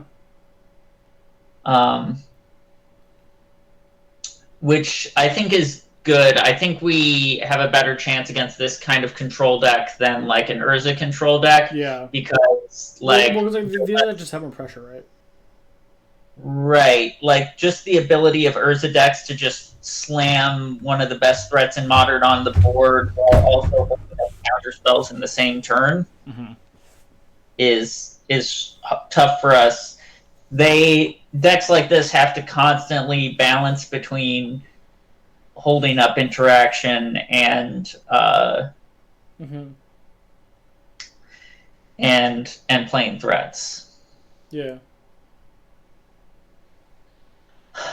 But who knows? Maybe they just have like 4 Ashioks and like 2 Damping Spheres on their board, and we can never win. Yeah, that would be unfortunate.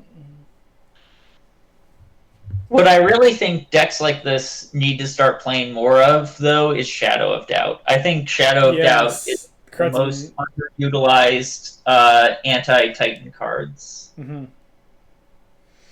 Yeah, I have a friend of mine who is very high on Shadow of Doubt and loves that card. Oh, I love Shadow of Doubt. I dig it. Yeah. It's a turn 3, either Uro or Dryad. You know, I mean, assuming we get a blue source eventually, but... Yeah, this is fine.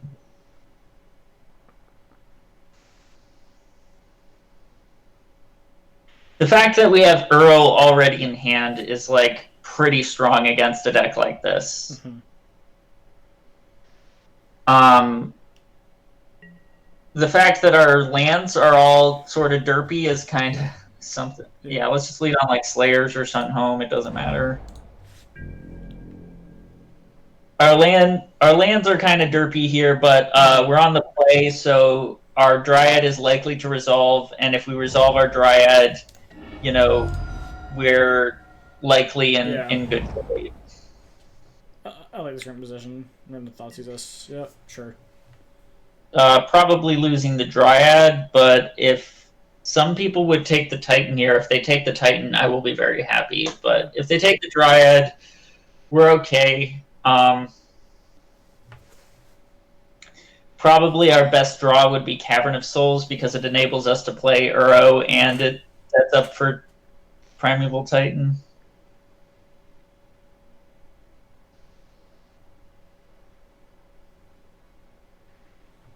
Take the Titan. Titan is so scary. Yeah, we're Amulet Titan. Come on, it's right? a namesake card.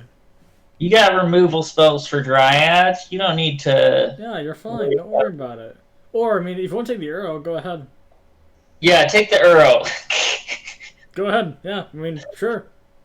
Don't want us drawing cards, do you? No. Card advantage? Oh, no.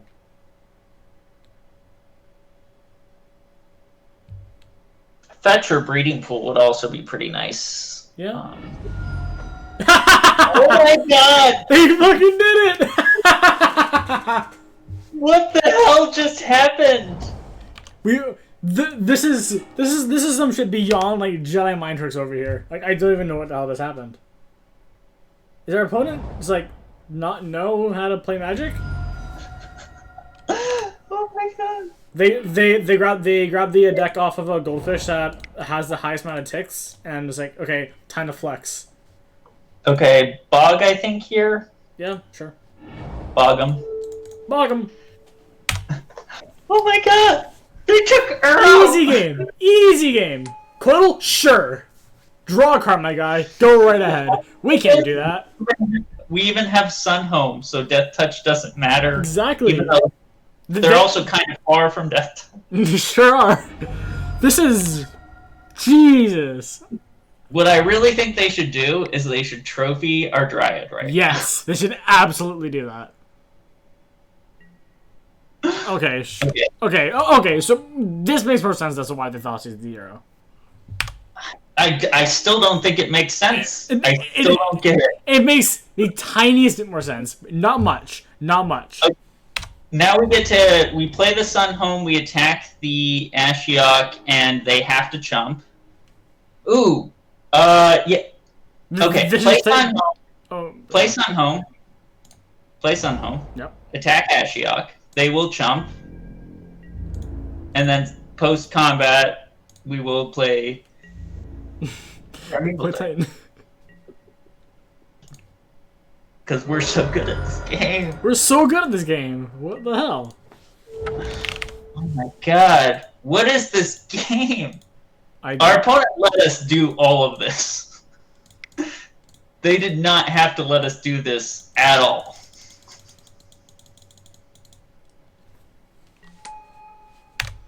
Thank you, opponent.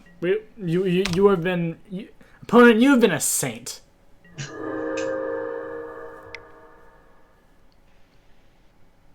I mean, what's our worst case scenario here? They trophy Titan, then we get to kill or Gust Titan. Sure, we'll put that on top of our deck. Sure. Okay, bud. Sure. Yeah. Okay, so now we don't have a Titan on top of our deck. That's fine. Okay.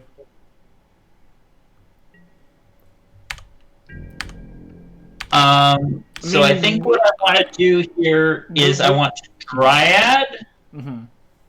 Well, yeah. So we're not tightening this turn because we have to activate like our Slayers or our Sun Home. Anyway. Well, yeah. So what I do is I think we tap Rot Form and Bajuka Bog. We cast our Dryad. We haste the new Dryad. Attack both into Ashiok. That way they have to deal with both Dryads. Okay. Or if they counter Dryad, then we just get to Slayers the Dryad already in play.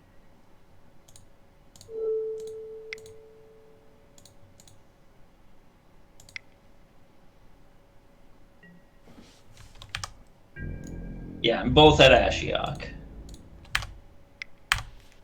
Because they could have some removal spell, and I want to get Ashiok down ASAP. Cool. Yeah. Yeah, I guess holding Vesuva's nice. We might want to Vesuva like something. Mm-hmm. Okay. Huh. So we do know that they have an Aether Gust in hand, so Cavern doesn't do anything.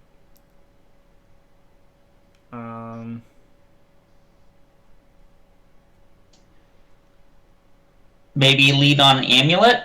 Yeah.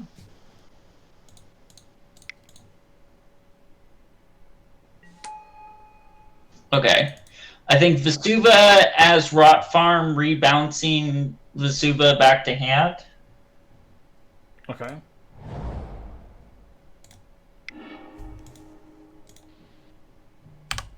I think we play the Titan and let off Cavern and let them gust it.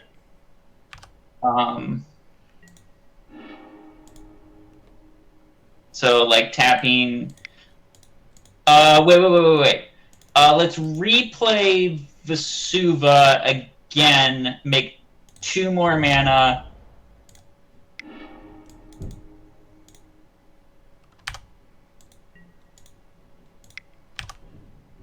Because I think after this gets gusted, we want to activate Slayers. Okay. Is like something I'm thinking. So let's tap and tap Cavern. All right. Yeah.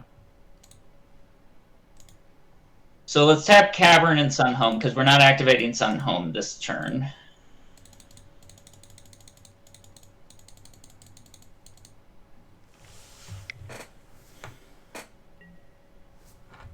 Okay. Put on top.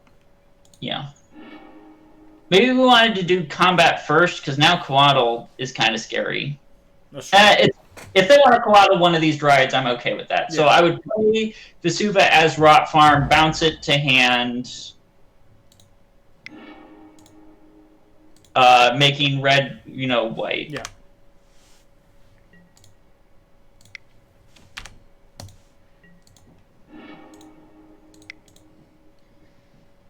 I'm okay with losing 1 Dryad here to a Coatl. Yeah. And that's assuming they have it. Like, if they don't... What are they doing? Sure. Right. Now we're just... They should have targeted us. That would have been big brain. So now we're threatening lethal for next turn. So we get to threaten lethal on the attack, and if they don't... So, yeah. So I think the first thing we're going to do... So what's the proper sequencing for this year? I think the proper sequencing is move to combat and swing. Okay. So we don't want to... Let's run under the stairs. All right. I think we just want to move to combat. Well, there's dead now, right? Like, if they crypt like this, and if they just don't have Aether Gust, then they're dead. Sure. Yeah, because now we just get Valakut and something else, and they're dead. Assuming... Right. So now we play Giant using the Cavern. Yeah.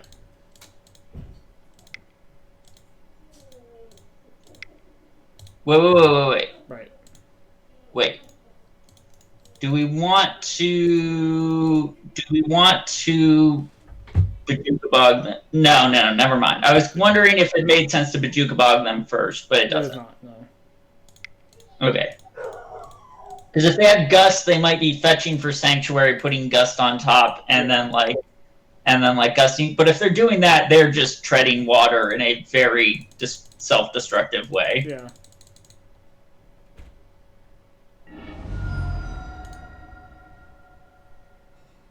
Like, they're just, yeah.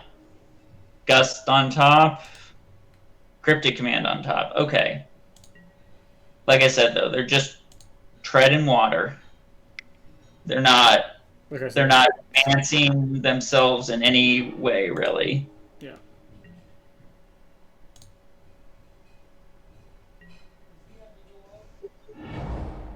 Sure. Yeah. Okay, so they can do this, and so we're gonna do this dance again. Yeah, we're doing this dance again, except they're not getting a draw step, so... Yeah. So tackle both of these. Yeah. Well, attempt to.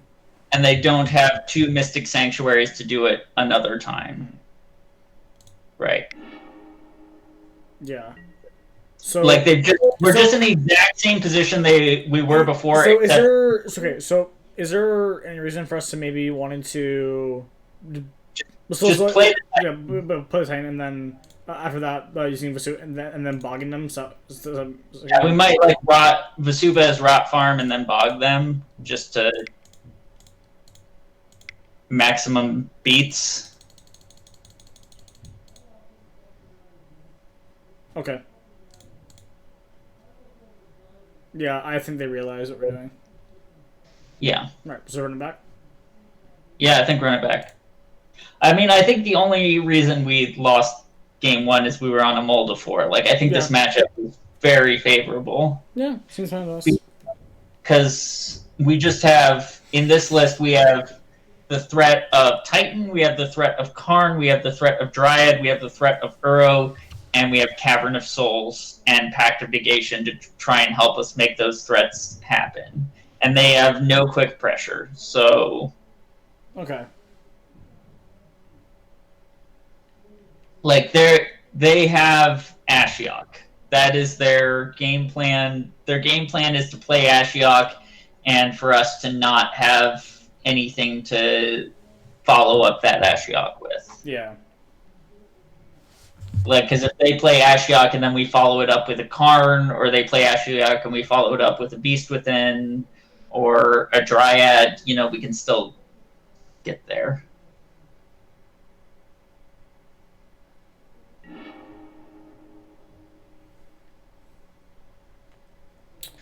Oh, man. Once upon a time, where are you at? Come on, come back.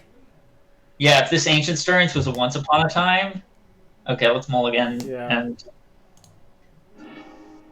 this is fun. Yeah, this is fine. Keep bottom. Yeah, I like some. Slayers could help us kill an Ashiok. That's true. That's true. So maybe Turf. Yeah, I like that.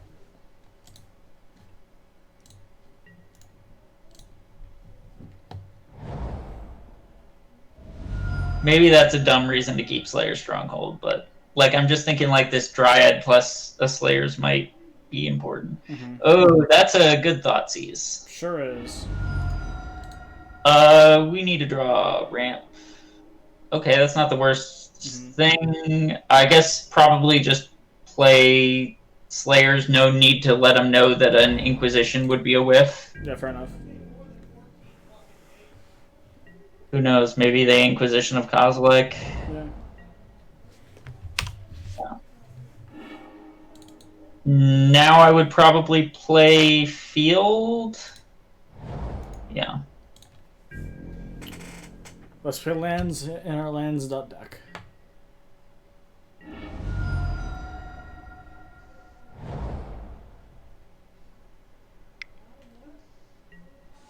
Like, this is definitely the way they want the game to go for them to have a chance. It's like Thoughtseize away our ramp, and then if they go like turn 3 Ashiok here, we're in a pickle. Yeah, we're likely just dead to do that.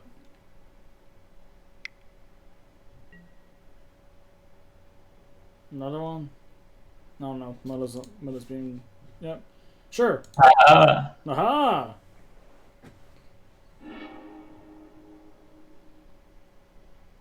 You've been cycled. Yeah, and if we had like gone field into Talaria West just trying to play out our tap lands, we would have.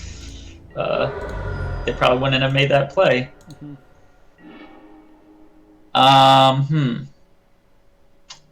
Feeling kind of Bojuka Bog or Talaria West. I kind of think getting some blue sources in play might be good. We might be wanting to transmute eventually. Yeah. Right. This also might be a game where we just like get to Field of the Dead eventually. Yeah.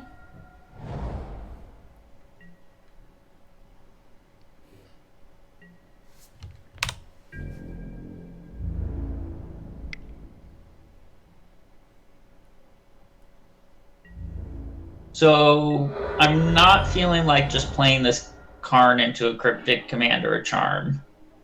So I feel like we just play Bojuka Bog and pass.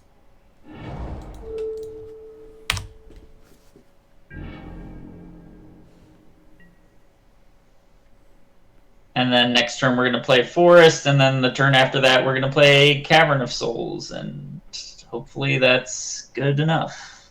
Yep. We're playing some fair magic over here. We're playing lands that tap for 1, and we're not ramping. We sure are. What is this, standard? But like I feel, I guess we play tapped Breeding Pool. Yeah. Let's keep this land tap thing going. Yeah. Yeah, I mean, yeah. There's no reason just to sandbag the Karn here. So no reason to play Karn right now. No. Yeah. So I think a likely sequence of events is we Cavern of Souls, we Titan, they Aether Gust, they untap, they Ashiok, they minus for the top of our deck, we resolve a Karn. No? What are they doing? Is this Ashiok? Yep. Okay. I'm like... I still feel like we Titan here, weirdly. Yeah? Because I think we need to kill the Ashiok, and like if they don't have Gust, they can't counter the Titan.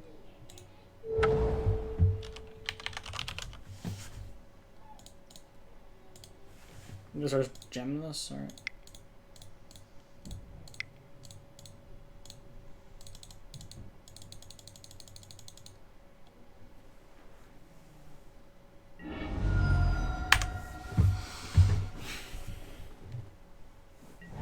Yeah, I think the fact that we never drew a second ramp spell is coming back to haunt us. Mm-hmm.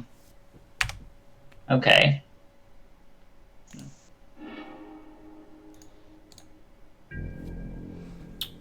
We are going to have an active field, and we will be able to scout and Karn, and scout will start getting... It'll start accruing some value.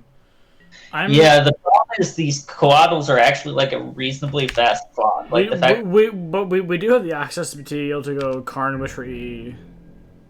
Yeah. Or like Ballista is also an option. Ballista would be the one we'd grab over EE. If like so I think we lead on Karn. Oh, that's actually a good draw. Yeah. So what we're going to do is we're going to lead on Karn. If they counter it, I think we Pact of Negation whatever counter spell they play. Okay.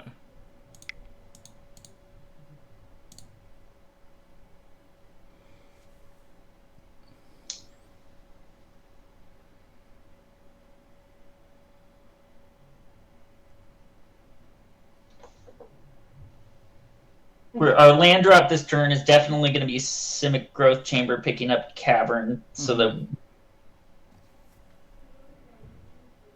green-black trophy on field.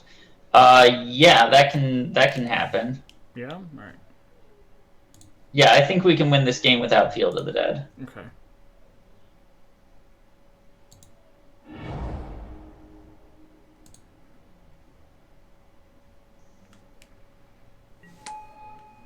Okay, now we're gonna let's play the Sakura Tribe Scout first. And let's let's minus the Karn, grab Ballista.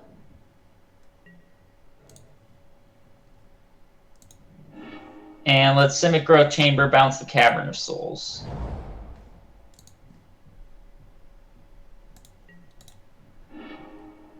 Alright. Yeah.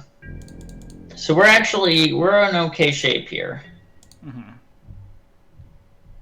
All things considered. It could be worse. Yeah, I would actually put us as slightly favored for this game.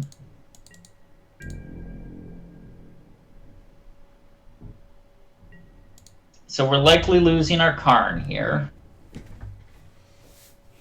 But that means our life total is a little better. Yeah. Yeah.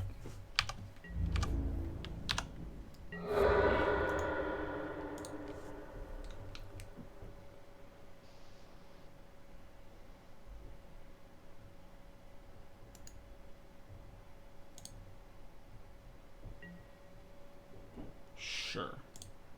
That's actually good for us. The lower Ashiok is, the better. Yeah. No, people never learn. But you don't do this. Yeah, if we don't draw an Actually, even regardless of what we draw, I think we're actually going to use the Scout to attack Ashiok next turn, because I think that the one-off Ashiok is more important than the land drop, because it doesn't give us... The land drop doesn't give us an extra counter on Ballista. Yeah. So, yeah, let's just Cavern on Construct and play Ballista on 4. We want to do this pre-combat in case they have a 4th Coatl.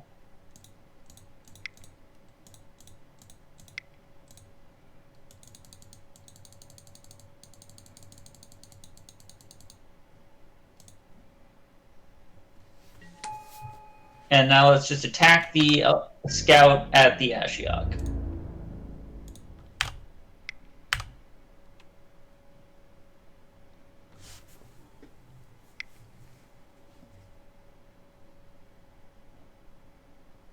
Are they gonna charm to... Okay. Okay, so shoot, and then kill 2 Coatls? Oh, no, shoot 1 and that shot kill, so sweep the board. Yeah, and if they have something for the Scout, we'll Pact of Negation it. I mean, it's not the... Actually, I don't want to lose our Pact of Negation. Maybe we should just shoot, and then shoot 2 Coatls. Like, I'm fine with leaving them with 1 Coatl. Okay.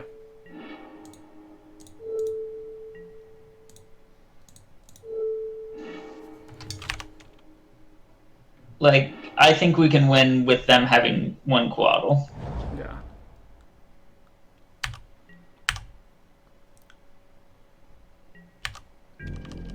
Yeah, so on our turn, we're going to play Simic Growth...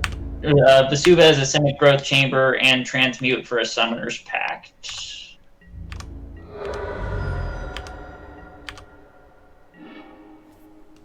Yeah, I still like that plan.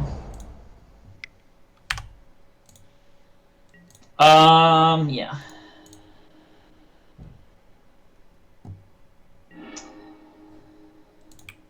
Okay, thought. We could Summoner's Pact for Uro here. We could play Uro. We have a guaranteed 5 cards in graveyard once we've used the Pact of Negation. Okay. So maybe...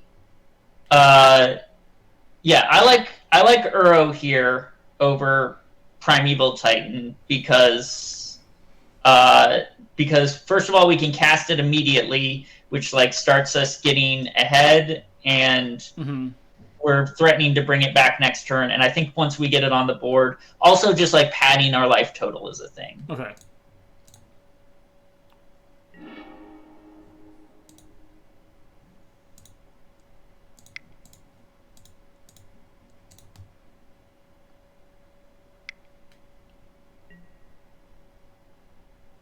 Yeah, that's fine. That can go to the top of our deck. That was the other thing I was thinking. Like, I was thinking if they have Eighth or Gust, I'm fine. Yeah. And I don't think I want to attack. I think I want to make the land drops with the Scout. Okay.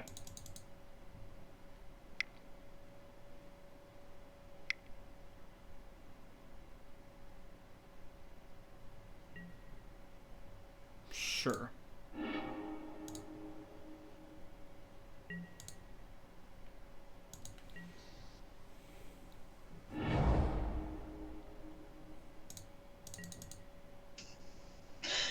I don't understand these bounce draw and Mystic Sanctuary for Cryptic Command. Okay, yeah. So yeah, let's use the Scout, and we'll put in the Windswept Heath.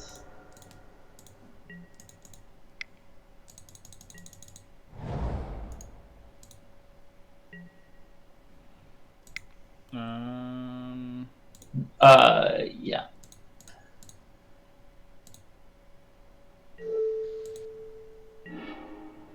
Then Uro. Yeah.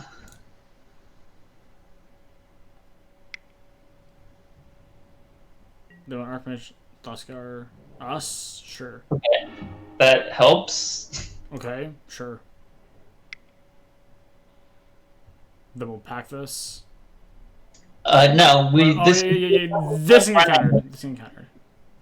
Yeah, the front end absolutely can be countered. Yeah.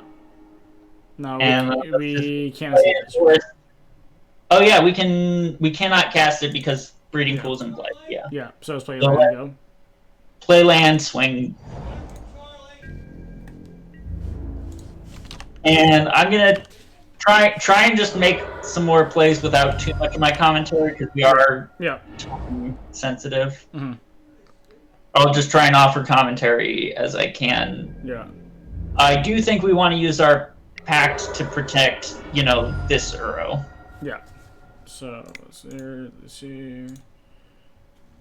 1, 2, 3, 4, 5.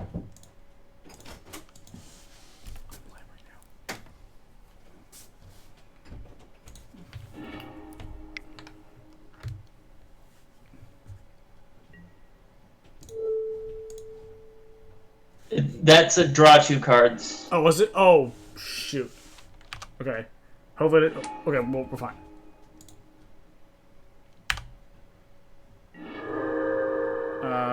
No need to put it in play. Right. Shit. Just... Yeah. Just swing with the Scout, pass. It's okay, we're okay.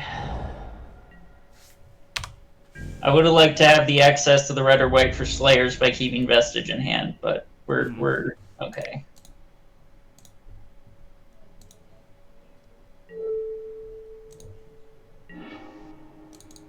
Okay, yeah, so let's just swing out.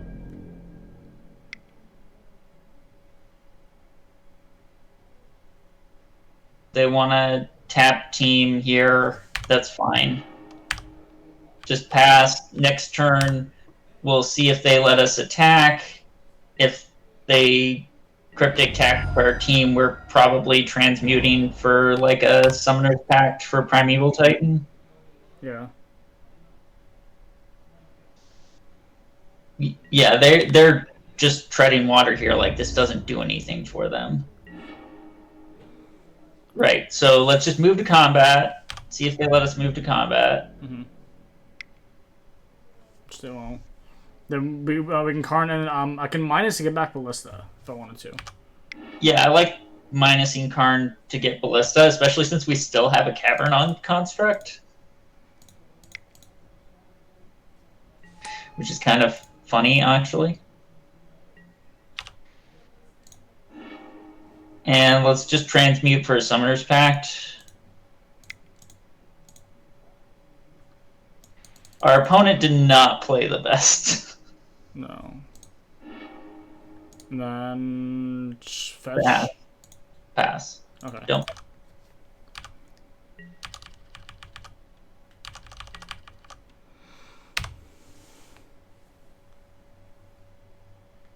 I mean, we only have one forest left in our deck, so if you want to fetch for it, that makes sense. Mm-hmm. Oh, okay.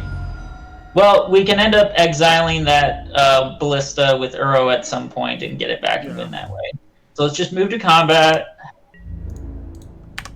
Wings, cool. They let us do that. That's fun.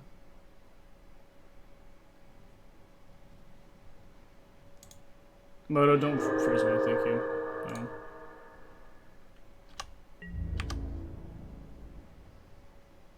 Okay, sure. Okay, I think we win this turn, because I think what we do is we stirring... Let's fetch first. Get a forest. Let's stirrings. Grab whatever. Okay. Now let's play Uro. And then we can minus for Ballista.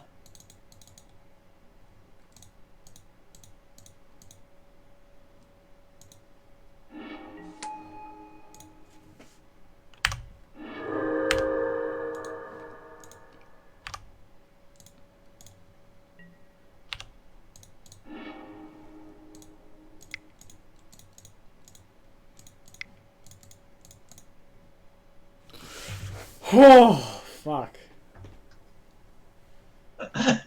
Fun match. Yeah, that was... Oh. I don't often go to time because I'm someone who normally plays red things, so I don't usually have to worry about timers.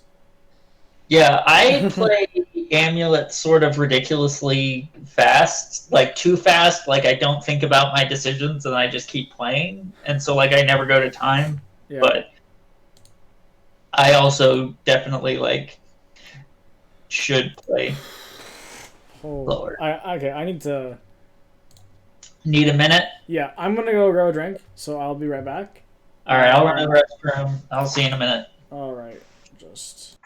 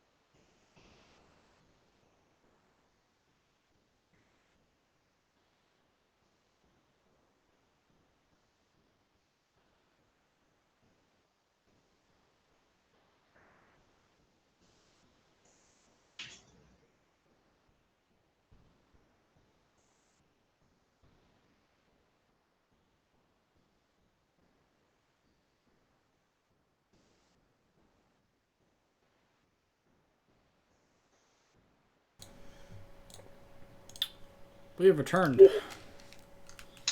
Uro is a fun magic card. It sure is. Oh my lord, that was a good damn... That was a good match. Yeah, that was a good match. Game one. I mean, game one. We lost. Game one. Okay, that was probably one of the best game ones I've ever played. considering the fact that we're on a Model 4 and like slowly we're coming back up and it's like, oh, I don't know. That was hey, Alex. I learned that I'm currently a prisoner in my own house since the school is currently no longer existent at the moment. All right. But what we're learning today is we're learning how to be less of an idiot when playing Amulet Titan.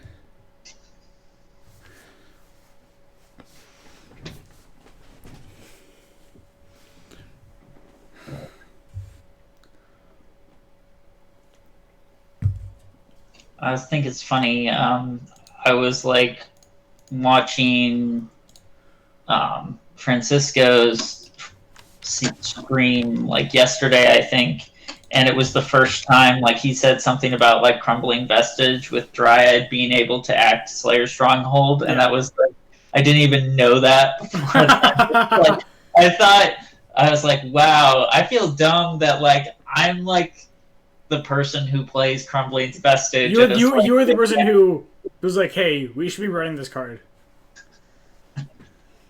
Yeah, and I was like, I don't even know. People still don't listen. People still don't listen. Dude, Crumbling Vestige is so good. I don't remember the last time I played a list where I wasn't running them. I think the last time I played a list that didn't have a vestige in it was when we did the first league together. Excuse me. All right. Well, let's get that 80%. Let's keep that 4-1 streak that we have going.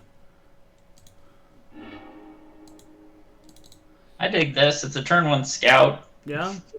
I mean, it's a little slow, but like, yeah. Scout on turn 1 is just so good that I'm willing to keep shitty hands that scout on turn 1.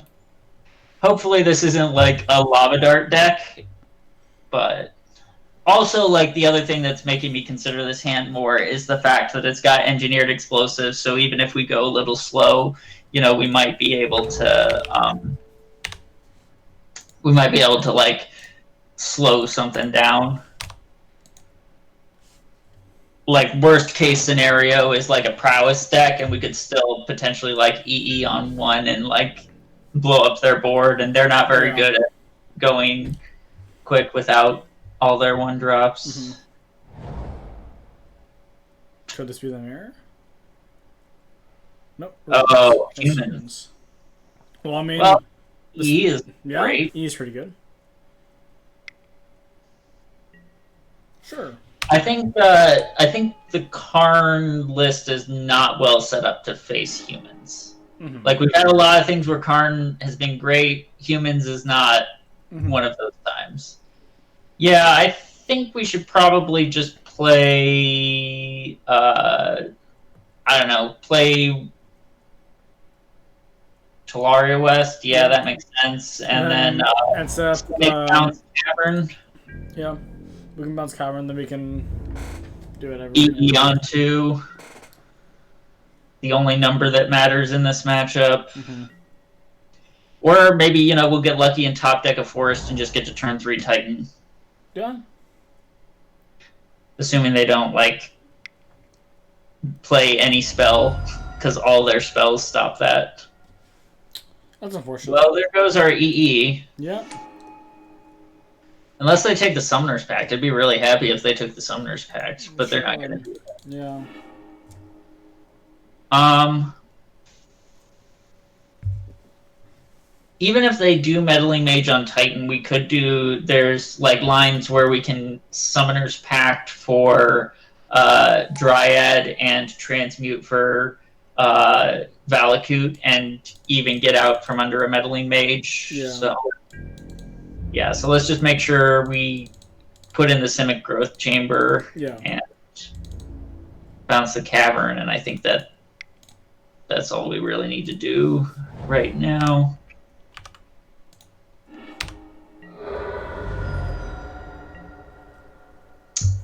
Okay. Well, there's a Primeval Titan, right? Because we go... just make sure you don't use the green mana for... No, don't play Cavern. Use here's what we're doing. So Okay. first of all, tap Tolaria West, play Amulet. And then we're going to Boros Garrison, bouncing Simic Growth Chamber, and then we're going to replay Simic Growth Chamber. Right. Make sure to flip the mana.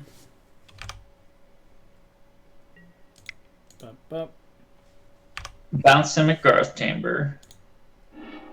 Plus Simic Growth. And then Simic Growth Chamber. I think we're going to bounce the Tolaria West here because we do Boros Garrison, so we can bounce the Vesuva and have a pseudo bounce land in hand in the form of Vesuva. Yeah.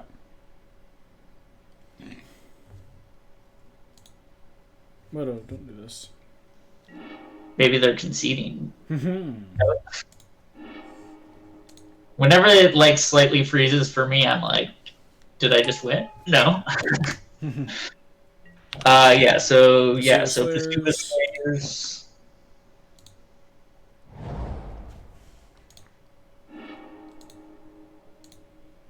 And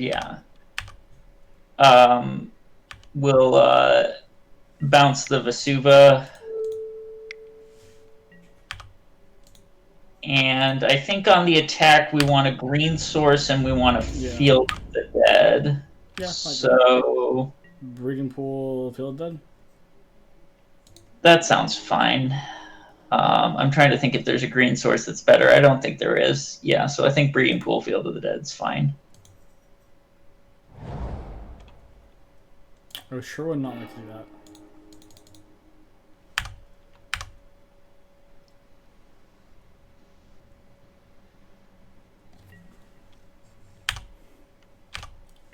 Maybe, you know what? Maybe no.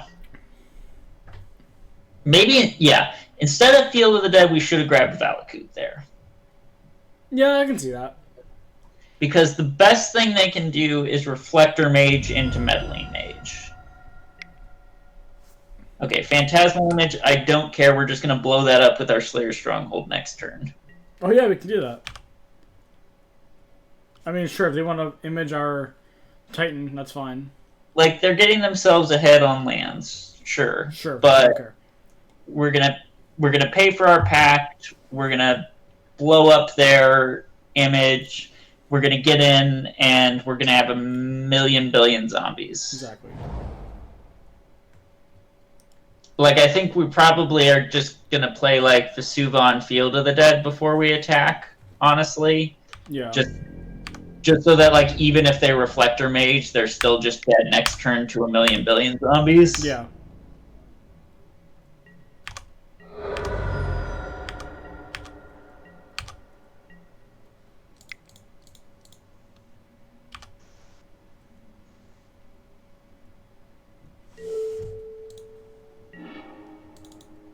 Alright, so... Wait, do we have lethal?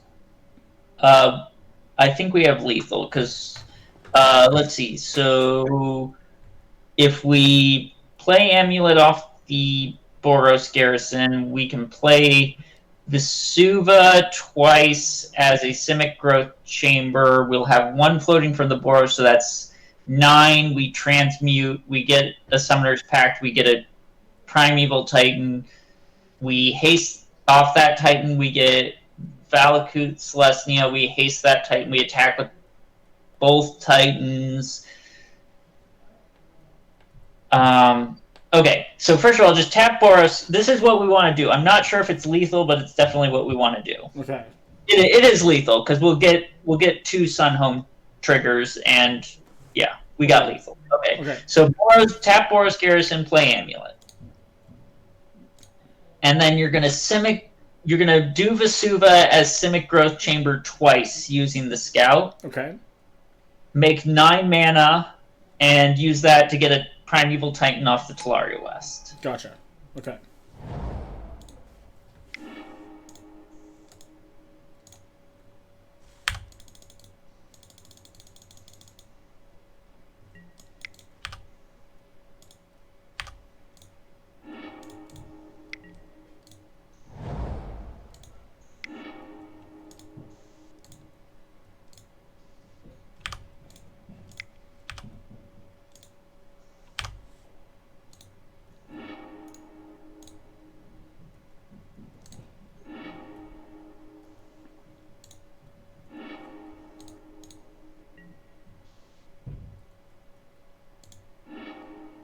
On this Primeval Titan, you're going to get Celestia Sanctuary Valakut.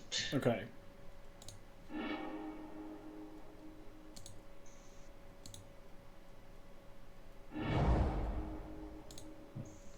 Does... Okay, that doesn't matter. Order does not matter. What you bounce does not matter either. Okay. I would suggest not bouncing Field of the Dead, I guess. Yeah, that's fair. It doesn't matter because they're dying this turn. Actually, should be... It doesn't matter. Just bounce whatever. Just not the Slayer's Stronghold. Okay. Stronghold the Titan. Yep. And wait, you're gonna can we still double trade because I tap these lands? Yeah, because we're gonna get Celestia Cruel Turf. Alright. And that'll be enough to summon home place. So get first one is gonna be Gruul Turf and Talaria West. Okay. Gruul Turf, Talaria West, and then Celestia Sanctuary Sunhome. Okay. Don't worry about tapping the Talaria West. You don't need to. Just all you need to do is tap the Gruul Turf twice and the Celestia Sanctuary twice, and that'll be enough to activate Sunhome twice. Okay. So next Titan trigger. Yep. Sunhomes, Celestia. Yeah.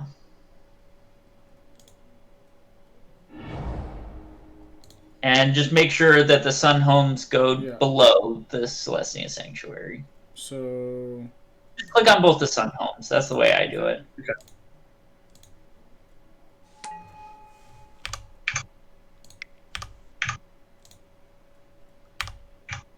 And then that Titan, and then on theirs. No, on theirs, okay. Yeah, just kill their Phantasmal Image.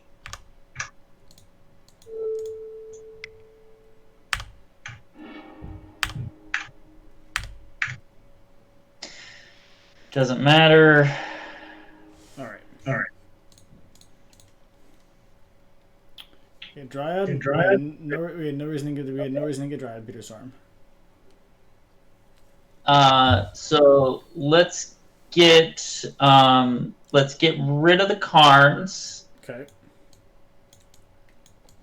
And bring in Engineered Explosives, Walking Ballista, Dismember.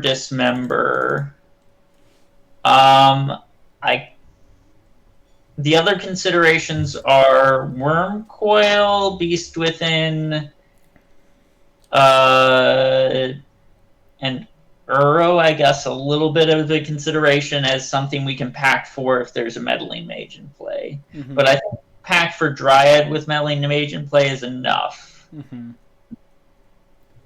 So I think Beast Within, just because it's not great against them, but it also hits like Damping Sphere, which can cut. So maybe cut a Cavern for the Beast Within and just try it like that. Like just keep the main game plan as intact as possible. Okay. With like just a little bit of extra removal for Meddling Mage. Right. Because I think the best thing we can do here is try and just go fast. Mm-hmm. Also, Dryad. Dryad is the other best thing we can do. Yeah. Yeah, I think we keep this, because we're going turn 1 Valakut, turn 2 Amulet Stirrings. Yeah.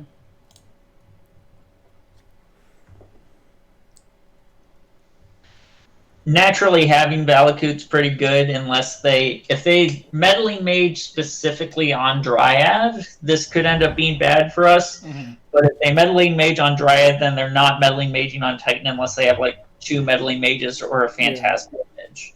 Okay, so in that case of drawing Breeding Pool, we're just going to Breeding Pool Amulet.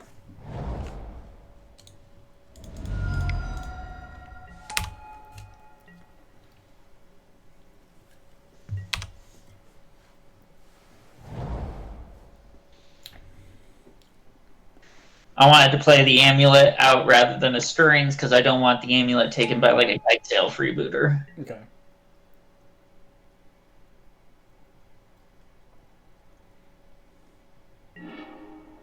Yeah, so let's stir.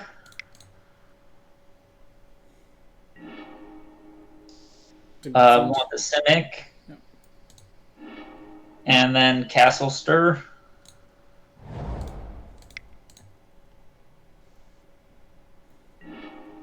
Take E.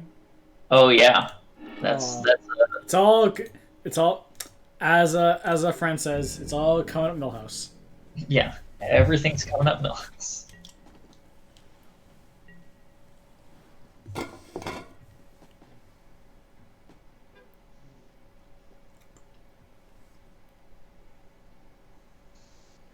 Yeah, we're looking very good now. So next turn we should be able to play both Dryads. The question is, do we want the bounce land in play or in hand? And I think that partially just depends on our draw step. That's fair. Like, for example, if we drew another bounce land, we definitely want it in play. Sure. Just F6.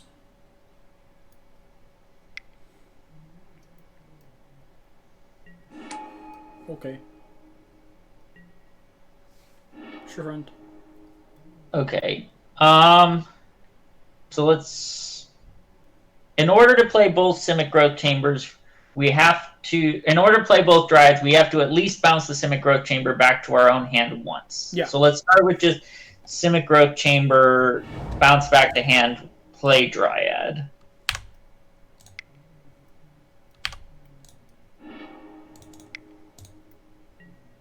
And I think I actually like, since we have the stirrings and we have the mana already to make Titan even without bounce land in hand, I actually like getting more lands in play so that we might be able to Valakut if it's necessary. Wait.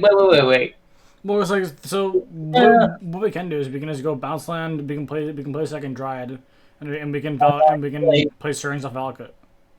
Yeah, I like that.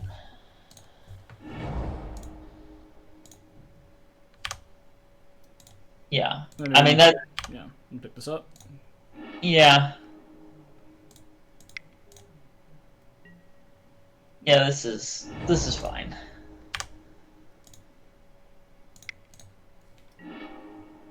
Take forest. Yeah, that makes sense to me. Because like forest is good if they say damping sphere us. Yeah.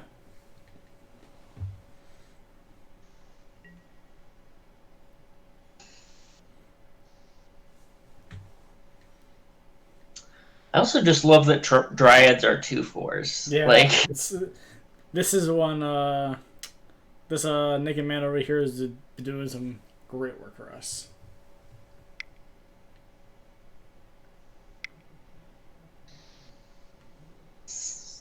What's this? Deputy Detention? Mirror Crusader. Yeah, you know what it doesn't have protection from? It's Engineer Explosives. Or Valka. I was gonna say lands. It sure doesn't. Our opponent is dead. Very dead. Yeah. Sure. Ouch. I've been 5. That hurt. Yeah, so I think we want to... Let's see. So I think the way we want to do this is we can do 4... I mean, it doesn't matter. They're very dead. Yeah. But I think Forest... Simic Growth Chamber, Bouncing Forest, tapping Castle, and leaving Valakut untapped. Okay. And then we'll be able to search for Vesuva Slayer Stronghold, just for, maximum triggers. Alright, so Forest... Dot. Simic Growth Chamber. Make some mana. I guess it doesn't matter what we bounce really here, but yeah. Make mana. And now we get Vesuva Slayer Stronghold. I guess we don't technically want to get blown out by Force of Vigor. I don't care. We have something. We have Vesuva and yeah. on here.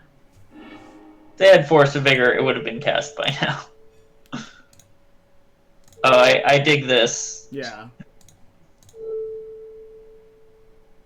Oh, you're not going to wipe their boards? Oh. Let's send one here.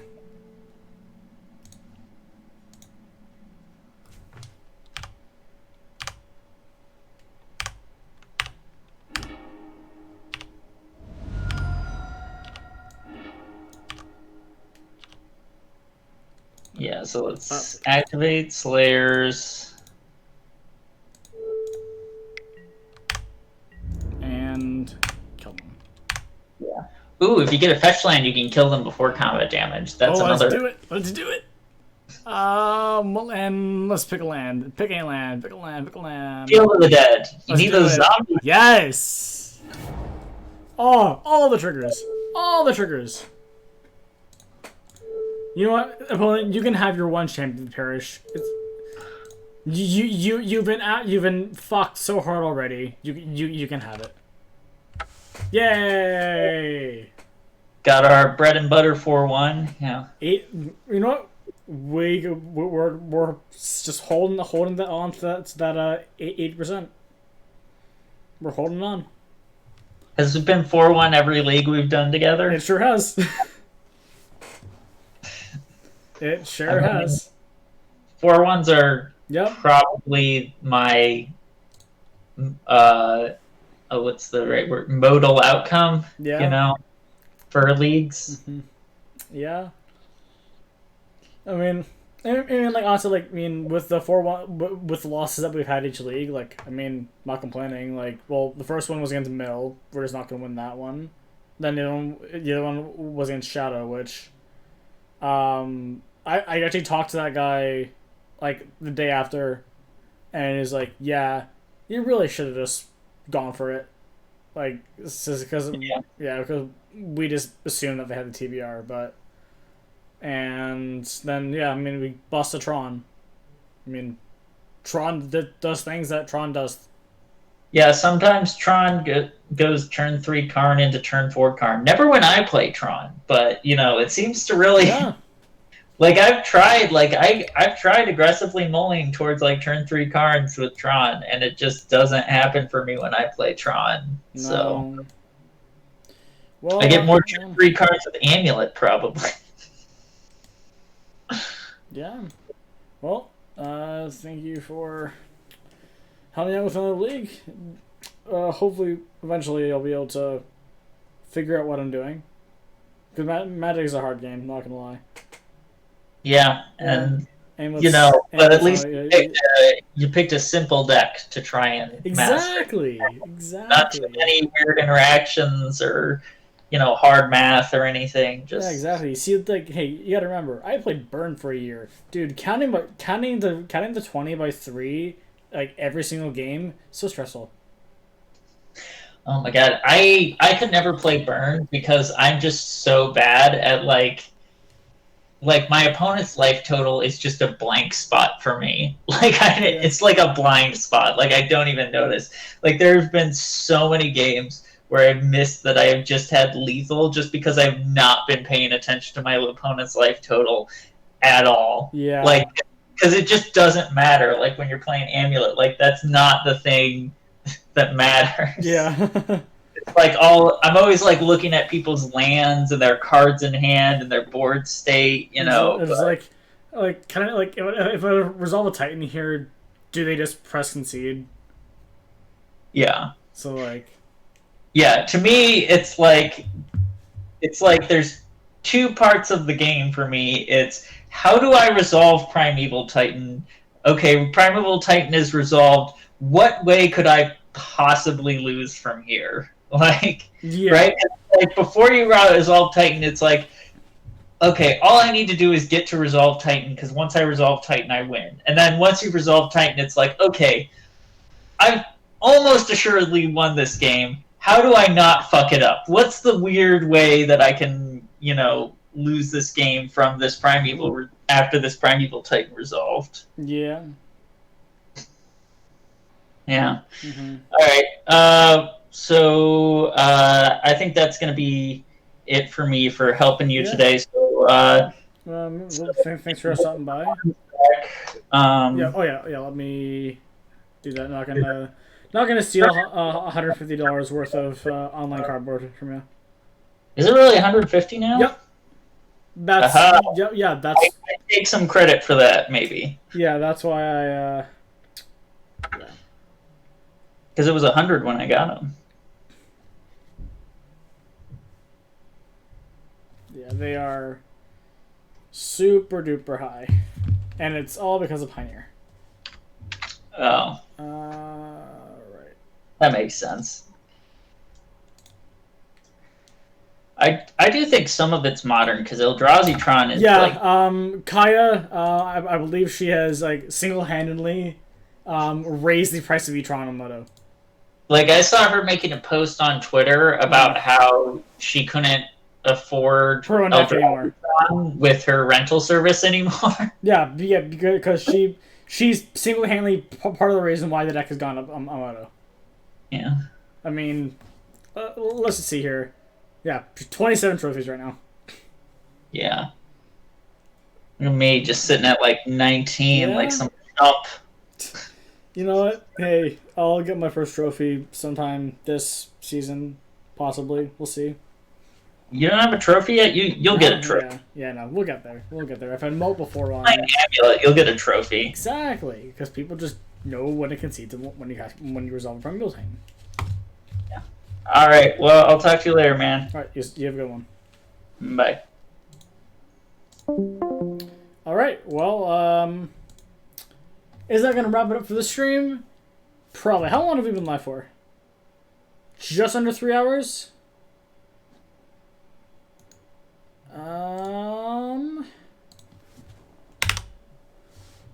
Huh. Well, we're done with Amulet for today. Since we can no longer play the deck because we gave back the turns. There is the debate of whether or not we want to of whether or not we would want to do another league, maybe with some Pioneer, or run a league of Prowess. But no, I think we'll call it a night there. Thanks for all for tuning in. We had a few viewers today. It was a good stream. I'm definitely happy with today's stream. So thank you all for stopping by. Make sure to drop a follow. Follow me on Twitter. All my notifications all notifications for when I go live go direct to Twitter whenever I stream. Subscribe to the channel. May see if I can download these VODs and get them uploaded. So yeah, you guys have a good night, and I will see you probably tomorrow.